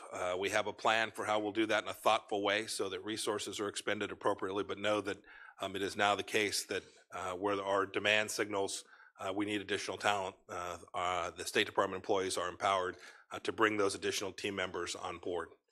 The third piece is I have spent a fair amount of my time personally and have big teams working to get America's senior officials on board. There are still big gaps at the assistant secretary level, at the undersecretary level. We are, where there were nominees, we're pushing to make sure they move quickly, and where there weren't, we're working to develop nominees that come across so that we can in fact engage all over the world, sharing American ideals and values in the way that the State Department has done historically well. And I look forward to being the leader of the organization that's back on the playing field, leading America's diplomacy abroad. And with that, Mr. Chairman, I'll yield back. Thank you, and I'm going to yield for a moment, and we'll interject along the way and turn to Senator Menendez. Thank you, Mr. Chairman. And Mr. Secretary, thank you for the insights of the most recent things. Let me start with North Korea, understanding that the summit isn't going forward at this point. but hopefully at some point there will be an opportunity to seek the appropriate type of meetings necessary to denuclearize the Korean Peninsula. But since I've heard different statements coming out of the administration, I want to see if we can go through a sense of what it is that we might mutually agree is the essence of the elements that are essential to any deal with North Korea. So I'm going to ask you to give me a sense of yes or no on some of these questions. Do you believe that the current nuclear test suspension must continue and that denuclearization means the dismantlement and removal of all nuclear weapons, facilities, technology, and material from North Korea? There are two questions there. The second one is with respect to dismantlement. I think the answer to that is yes. We are looking for the complete dismantlement of their weapon systems, the delivery capability associated with that, and all of the elements of their program that would lead them to have material, enriched material, fissile material that could be used at some time to build out a weapon system. So, I think the answer to that is yes, but I wanted to make sure I clarified. Okay, I appreciate that. Do you believe that any deal must include an agreement that North Korea must end the production and enrichment of uranium and plutonium for military programs? Yes, but as we begin to head down this path, I have to tell you, I've had discussions with Chairman Kim personally. There have been other discussions. I am going to reserve some space for us to be able to conduct these discussions outside of the public sphere. I think that's important. I think it's important for our eventual ability to achieve the outcomes that I think everyone in this room hopes we can achieve. Well, I certainly want to give you negotiating space, but I at least want to understand, as a committee responsible for oversight, what is our standards that we're going into? That's what I'm trying to determine. What's the standards? Yeah, sir, I think we've made very clear what our objectives are. Okay, so let me ask you then further, would a deal have to include an agreement that North Korea must permanently dismantle and disable its nuclear weapons infrastructure, including test sites, all nuclear weapons research? All right, guys, just getting in some new video here from the White House. President Trump, we're going to jump over there. This should be live right here. Linda Bell Haywood, the maternal great-great-niece of Jack Johnson. Now, we all sort of have heard of Jack Johnson, had a very tough life and an interesting life. One of the greatest fighters, Lennox was just telling me, one of the greatest fighters ever. The early 1900s. Today, as president, I've issued an executive grant of clemency, a full pardon, posthumously, to John Arthur Jack Johnson. He was known as Jack Johnson, the first African-American heavyweight champion of the world, a truly great fighter, had a tough life. They say he violated the Mann Act, and he had a conviction that occurred during a period of tremendous racial tension in the United States more than a century ago. Johnson served 10 months in federal prison for what many view as a racially motivated injustice. He was treated very rough, very tough. Born in 1878 in Galveston, Texas, to former slaves, Johnson overcame difficult circumstances to reach the heights of boxing, one of the greatest that ever lived.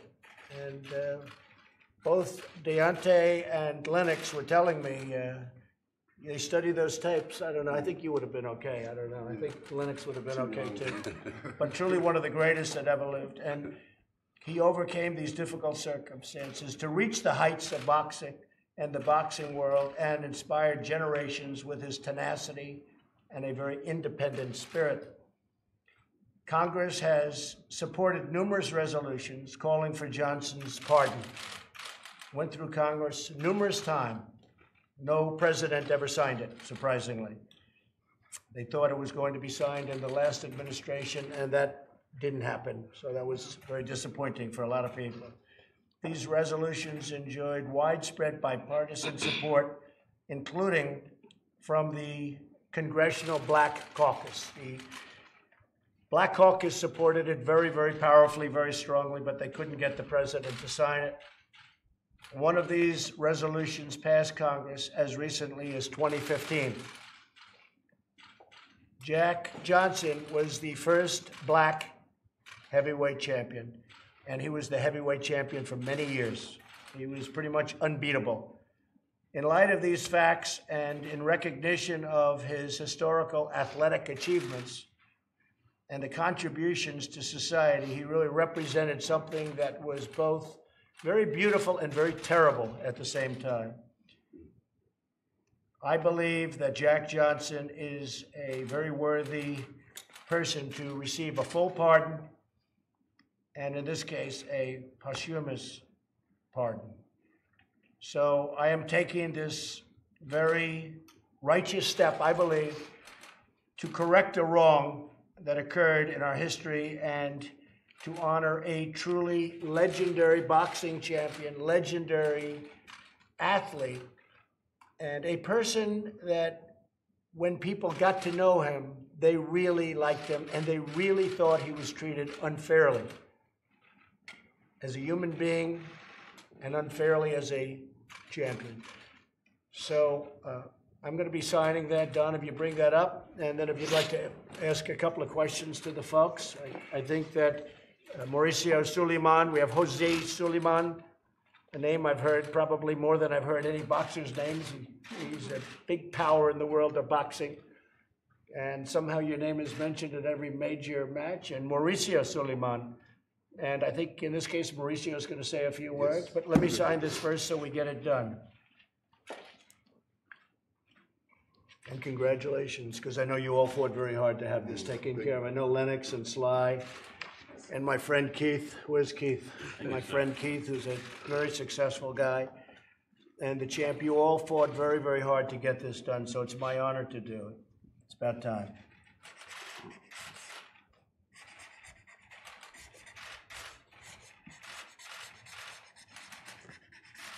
How's that for an autograph? Okay. That is fabulous, sir. Okay.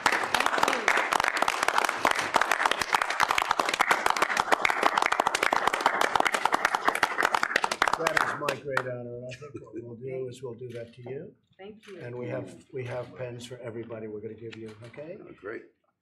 Mauricio, do you want to say something about the champ? Mr. President, on behalf of the world of boxing, I would like to praise, congratulate, and thank you for taking this gigantic step for human equality and inclusion.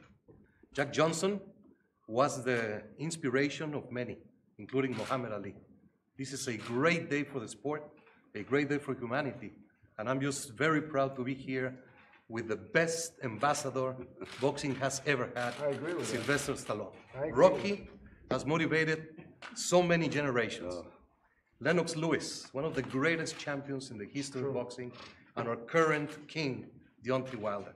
It is just an unbelievable day for us, and all I can say, just the way you promoted our sport in the 90s, you're doing so many things now for the sport of boxing, which is unbelievable, and we cannot thank you enough. And our country is doing great. It's nice to see, but we are really doing great.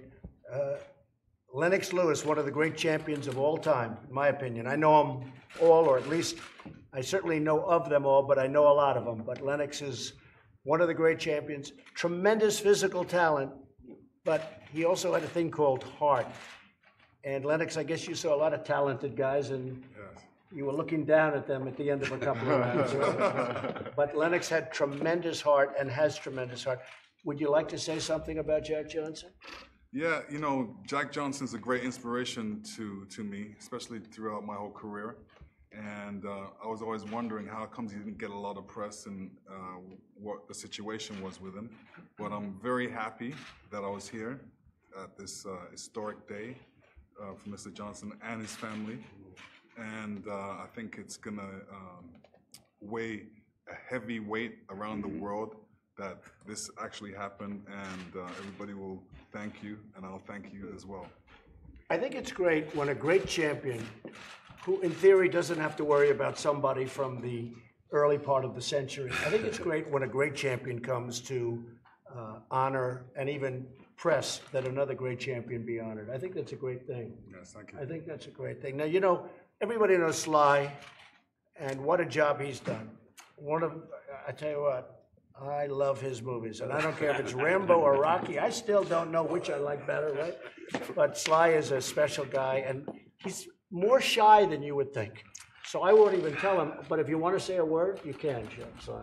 Well, no pressure here, right? Okay, no, I want to thank you, Mr. President. It's incredible that you've done this, because it's one thing, I've been so blessed with the Rocky situation and playing that character, and actually, when I was writing it, I'm thinking about inspirations for this Apollo Creed, and that was Jack Johnson, this bigger-than-life, incredible character, and who was, treated so unfairly.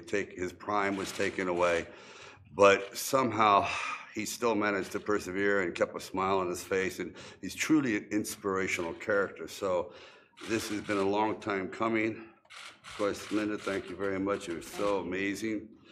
Probably I don't know how many blood relatives are left, but you're like the one that really, really fought for him, and I appreciate that. So it's an honor to take kind of a fictional character like Rocky and do something in the world of reality, and thank you for making that happen. And keep punching, Jack.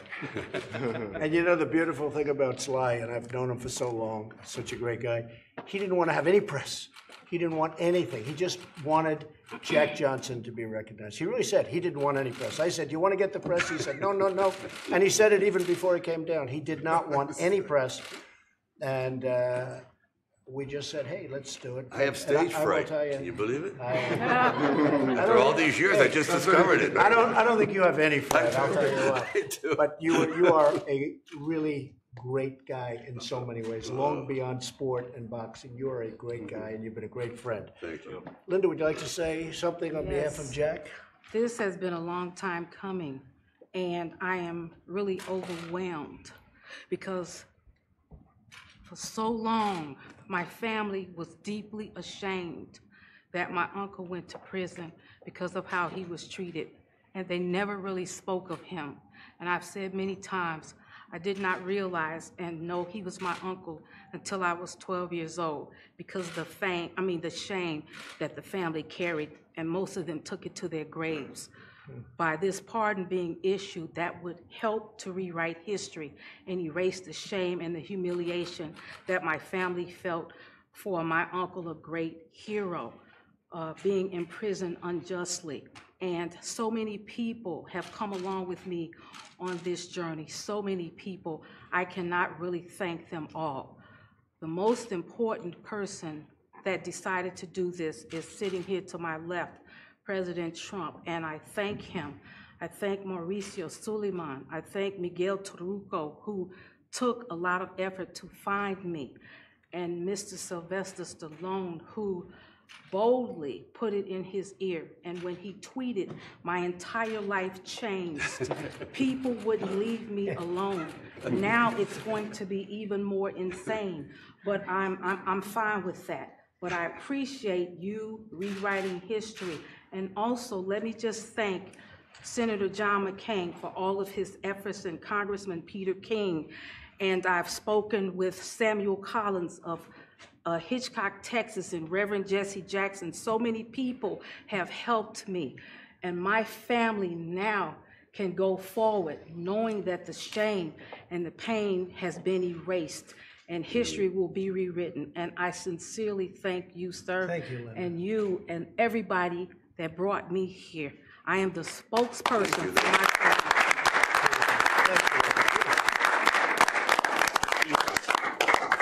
Jack, would you like to say, the current heavyweight champion of the world, would you like to say a few words Yes, about I would. Jack Johnson? Thank you so much. Thank you so much. The Jack Johnson pardon is something that should have never happened. I'm here to support the pardon and his family. This is an event that's been long overdue, and it's amazing to see a wrong correct. And all thanks to Mr. President. So we thank you so much. Yes, Yes, thank you sir. very much. And keep Thank you knocking so much.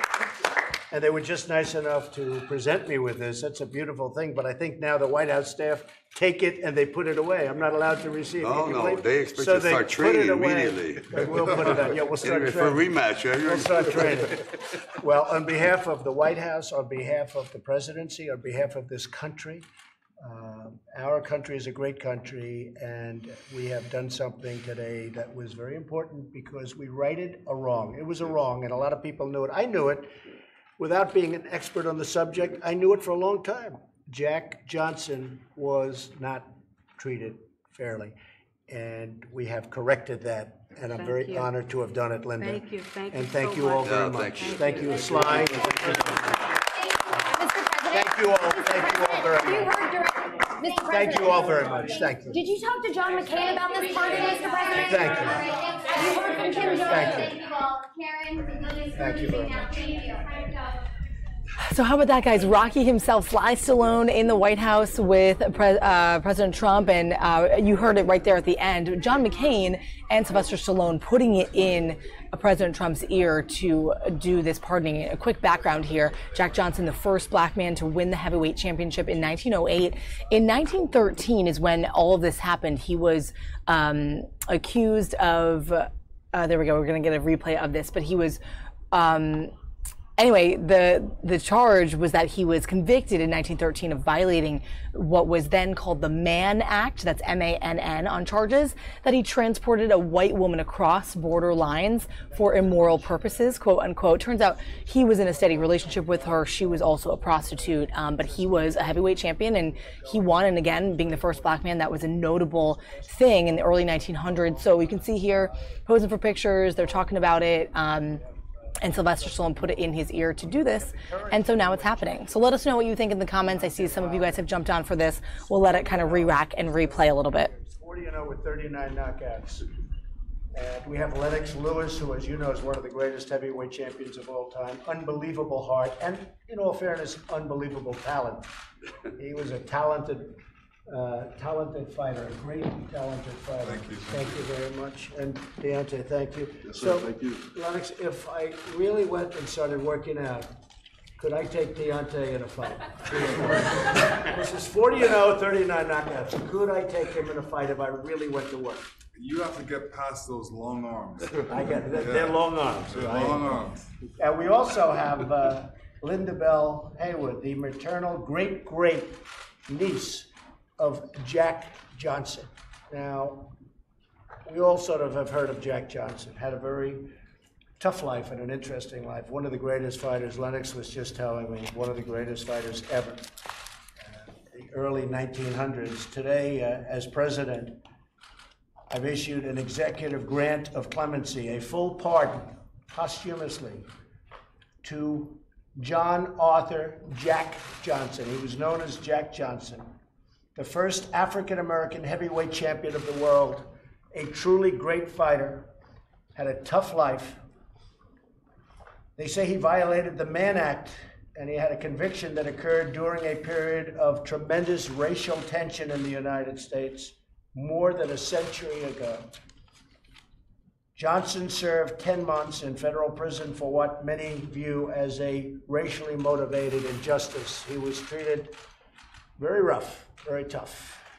Born in 1878 in Galveston, Texas, to former slaves, Johnson overcame difficult circumstances to reach the heights of boxing, one of the greatest that ever lived.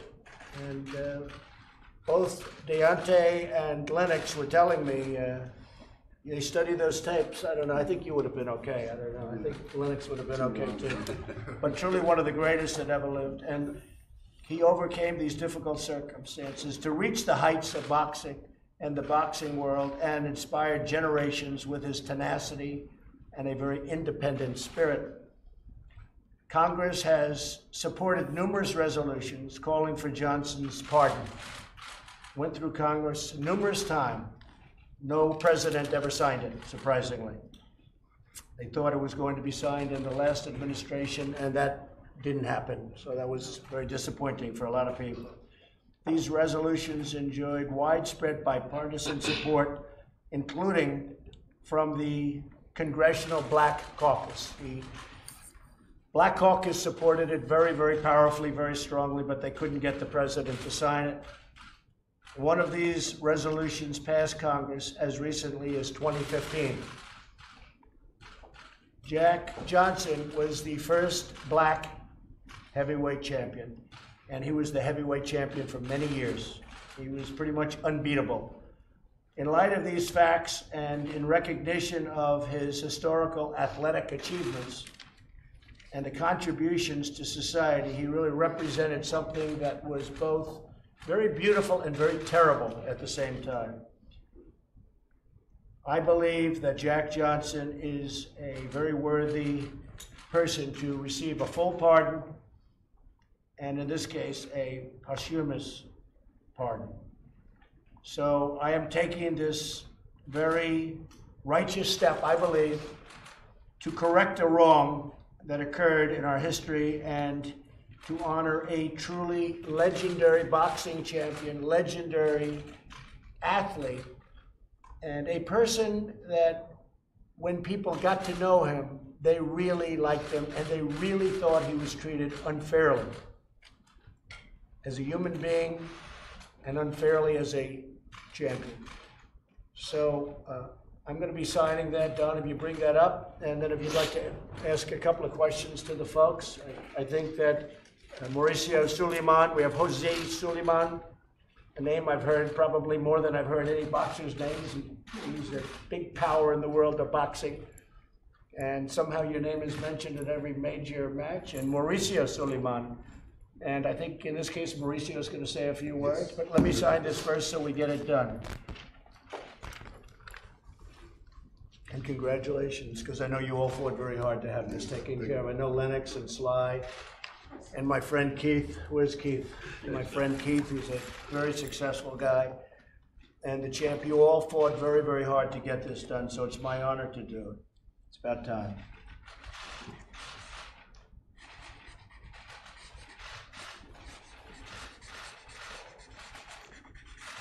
How's that for an autograph? Okay.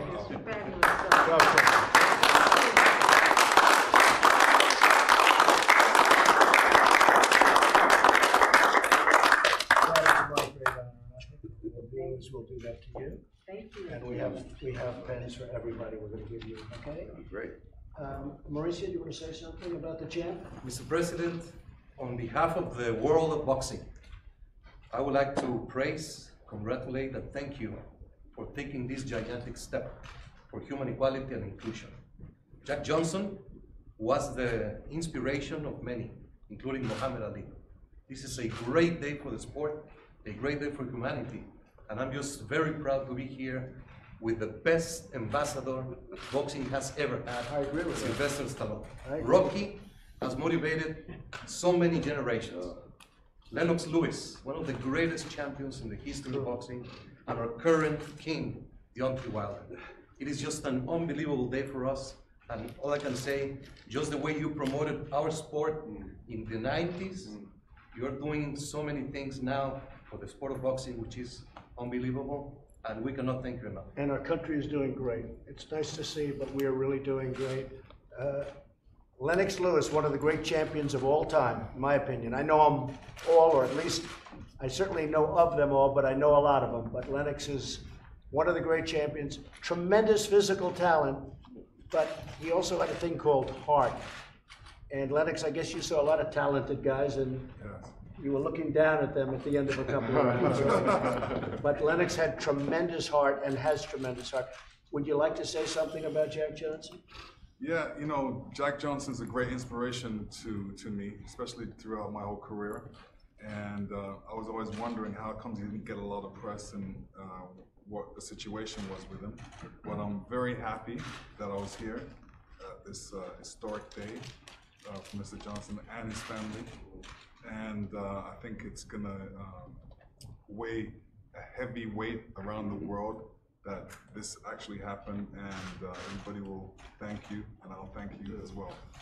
I think it's great when a great champion, who in theory doesn't have to worry about somebody from the early part of the century, I think it's great when a great champion comes to honor and even press that another great champion be honored. I think that's a great thing. Yes, thank you. I think that's a great thing. Now, you know, everybody knows Sly, and what a job he's done.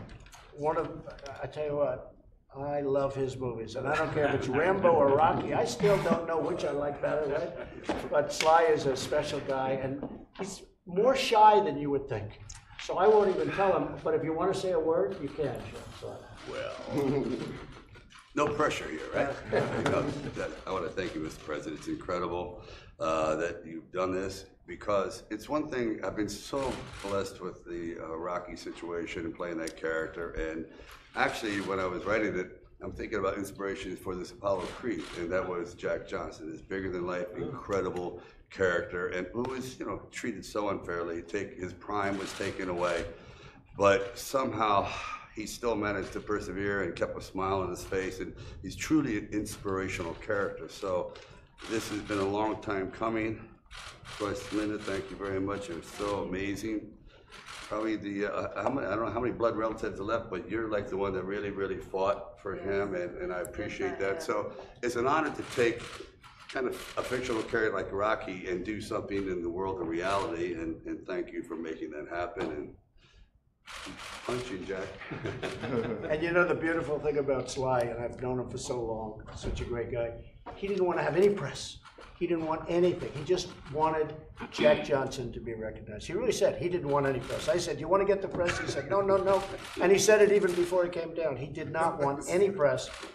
And we just said, "Hey, let's do it." I have stage fright. Can you believe it? After all these years, I just discovered it. I don't think you have any fright. But you are a really great guy in so many ways, long beyond sport and boxing. You are a great guy, and you've been a great friend. Thank you. Linda, would you like to say something on behalf of Jack? This has been a long time coming, and I am really overwhelmed because for so long, my family was deeply ashamed that my uncle went to prison because of how he was treated, and they never really spoke of him. And I've said many times, I did not realize and know he was my uncle until I was 12 years old, because the shame that the family carried, and most of them took it to their graves. By this pardon being issued, that would help to rewrite history and erase the shame and the humiliation that my family felt for my uncle, a great hero, being imprisoned unjustly. And so many people have come along with me on this journey, so many people. I cannot really thank them all.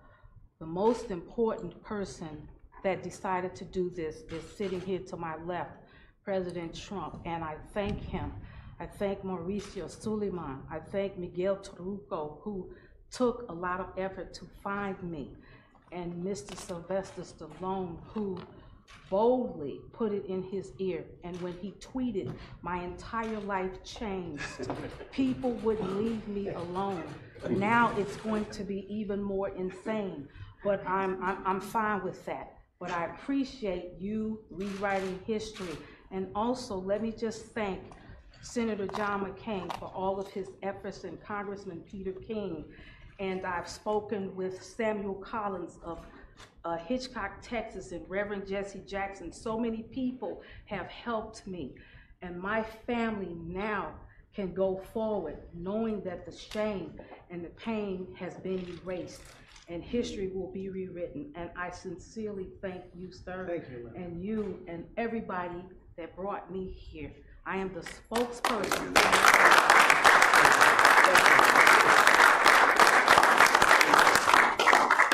Jack, would you like to say the current heavyweight champion of the world? Would you like to say a few words about Jack Johnson? Thank you so much. Thank you so much. The Jack Johnson pardon is something that's should have never happened.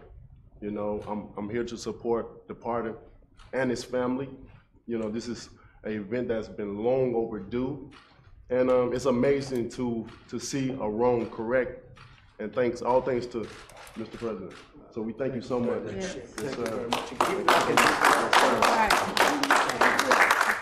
And they were just nice enough to present me with this. That's a beautiful thing, but I think now the White House staff take it and they put it away. I'm not allowed to receive it. Oh, no, they expect So to start they put it training away. immediately. We'll put it up. Yeah, we'll start For a training. rematch, right? We'll start training.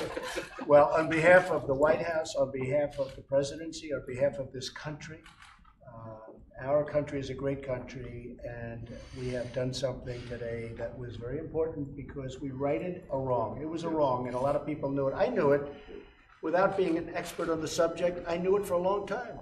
Jack Johnson was not treated fairly, and we have corrected that, and I'm very honored to have done it, Linda. Thank you, thank you And thank so you all much. very much. Thank you, Sly.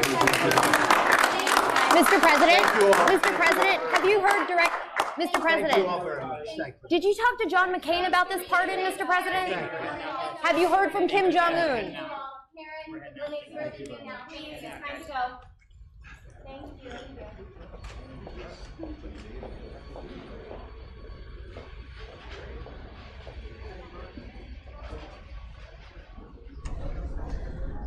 All right, so there you have it, guys. We re-racked that and played it out for you. A racially charged conviction of Jack Johnson back in 1913 that has now been overturned. He's been posthumously pardoned by President Trump after Sly Stallone, among others, Senator John McCain and others, tweeted at him and really wanted it to be done. So really interesting there to see that live and then replayed today. Again, Jack Johnson convicted back in 1913 under the Mann Act, wrongfully so. It was a racially charged conviction of transporting a white woman cross border lines. They said it was wrongful. It was for immoral reasons. Turns out he was in a relationship with this woman, and now that has been pardoned and reversed. And interesting because that case and that issue set a precedent, and it was it drew significant attention as a misuse, a grossly miscarriage of justice, and a symbol of something of really the depths of racism in America and in American justice. So pretty interesting there. That's there at the White House today. How about changing gears a little bit? Stormy Daniels, we haven't heard too much from her lately. She's still around, and she was actually honored yesterday for her leadership in the #Resist movement with a city proclamation in Los Angeles. Our sister station in LA covered this yesterday. It was in West Hollywood, and she was given this proclamation and the key to the city in West Hollywood in Los Angeles. So let's take a look at that video.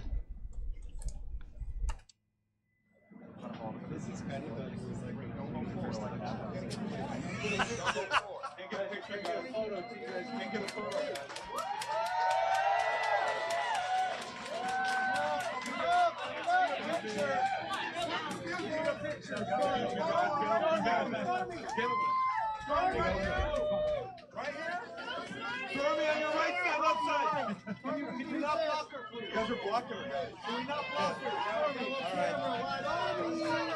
Stormy, you're right. Pull back. Stormy, you're right. Gentlemen, you're left. Stormy, you're left. Look up, Stormy. Look up. Stormy, you're left. Stormy, you're left. You can't get a photo. Guys are blocking. Pull back. Stormy. Guys, come back. Come back. Right. Stormy on your left side, Stormy. Stormy on your left side, Stormy. Fucking unprofessional. Okay, I've got to do my thing. You'll have plenty of pictures for Stormy in a second. Okay. Pop her up.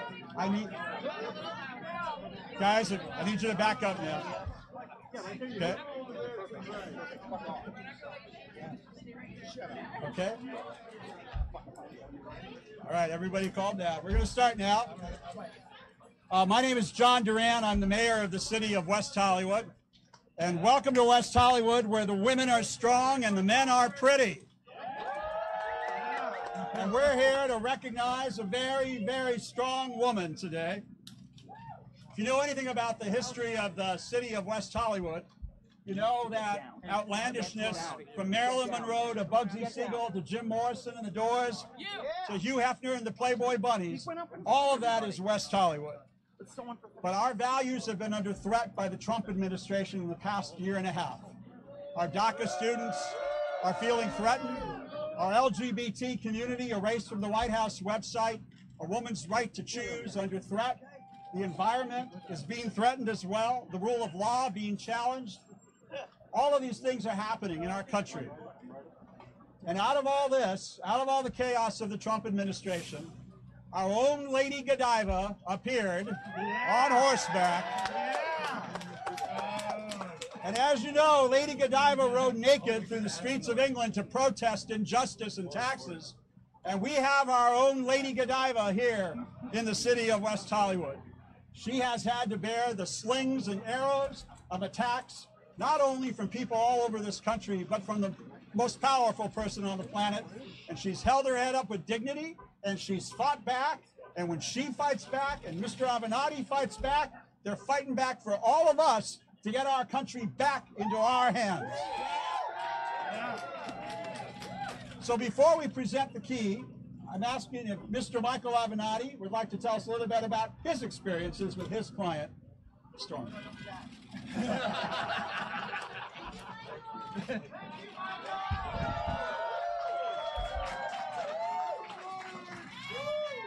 Today, we all owe a significant degree of gratitude for this amazing, courageous woman, Stormy Daniels. Yeah! Yes, Stormy! Let me tell you a little bit about Stormy Daniels.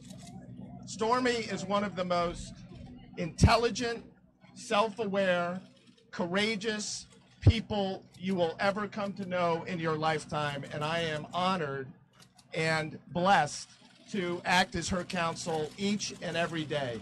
This woman has a degree of fortitude that most of us can only dream about, and we are very, very happy and very, very blessed that she is at the forefront of this fight each and every day. And there is one thing that I can promise you about Stormy Daniels, and that is she's not packing up, she's not going home, she will be in for the long fight each and every day until it is concluded. Thank you. So, on behalf, under the laws of the state of California, by the powers vested in me, under the great laws of the Golden State, I hereby, along with my colleague Mayor Pro Tem John D'Amico, declare it Stormy Daniels Day in the city of West Hollywood.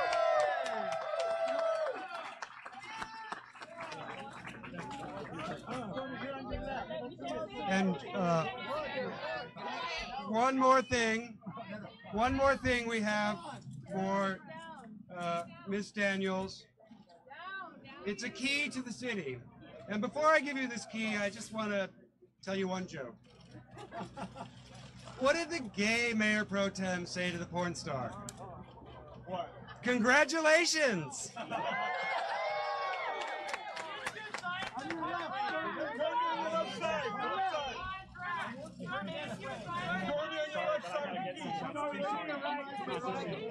Right here, this side, in the front, in the front.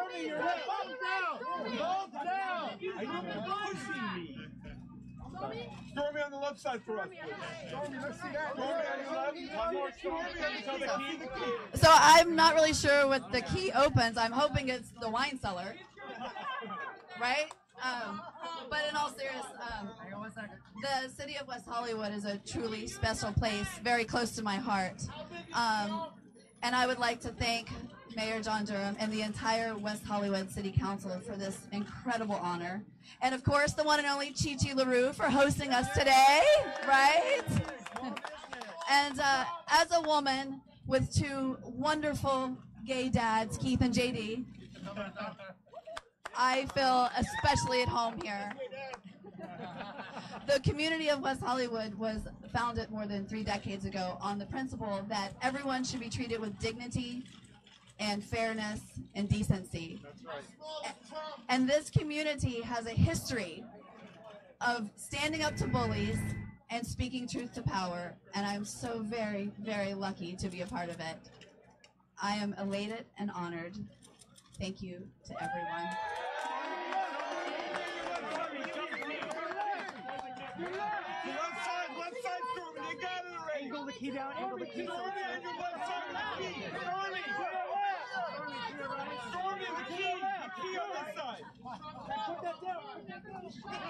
I'm not. Stormy, we can't see it. Stormy, look up. Stormy, can you look at us, please? Stormy, on your left. We didn't get it. Thanks a lot. Stormy.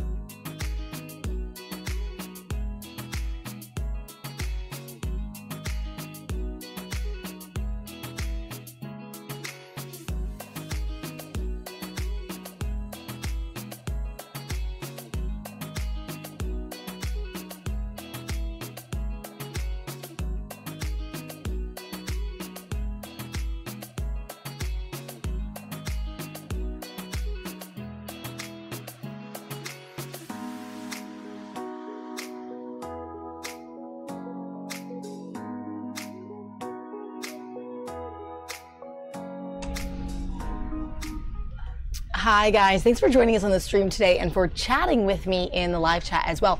I want to show you, just bring to your attention quickly, one stream that we're getting in right now. It's a video in Florida. The SWAT team is active right now at a high school in Florida, in Pompeo Beach specifically. You can see their SWAT team gathering in the parking lot of this school. According to reports, you can tell they are sort of in gather mode and talking to each other. They don't seem to be on very high alert, but a high school apparently is on lockdown after an unknown male came to campus. A teacher did not recognize him, called 911. According to reports, that's what we're hearing from the Broward Sheriff's Office down in Florida. You can imagine days and weeks after some of these tragedies, especially in Florida and Texas, they are taking all of these calls seriously. Apparently, according to reports, no weapon was shown or threat made, but they are taking it seriously, and SWAT is gathering there at this school. Again, this is Pompeo Beach, Florida, a high school on lockdown, and there is police activity in the area. A lot of SWAT team members there gathering in the parking lot and taking care of this situation. This is Skyfox Chopper right now gathering that video at the scene. Not a lot of information is immediately known. We were kind of scrambling to find information and tweets on this, but it looks like, according to sort of their body language and how they're responding to this, things seem to be possibly under control. Again, there was a sighting of an unknown person on campus, and a teacher called 911 because of it. So we're going to leave you here with this shot. Hopefully nothing serious becomes of this. Obviously, the SWAT team did appear to search someone's car in the parking lot just a few moments ago, and you can see now they're making some moves around the school and possibly going into the school. The person in that car appeared to be detained, so we don't quite know if that individual is involved with what is happening on campus or what was called in this morning. But again, according to reports, no threat made, no weapon shown in this instance. So we're going to take a look at this before we close it out with some of the live look at the lava that is still spewing in Hawaii. Some amazing pictures coming out of Hawaii this afternoon. So take a look at this for a little while in case something does sort of spring from this, and then we'll jump back over to that video stream of the lava. But thanks as always for joining us here on this Thursday. We're going to catch you again tomorrow, one more day till Memorial Day weekend. We'll have some interesting Memorial Day themed stuff to cover tomorrow during the middle of the day.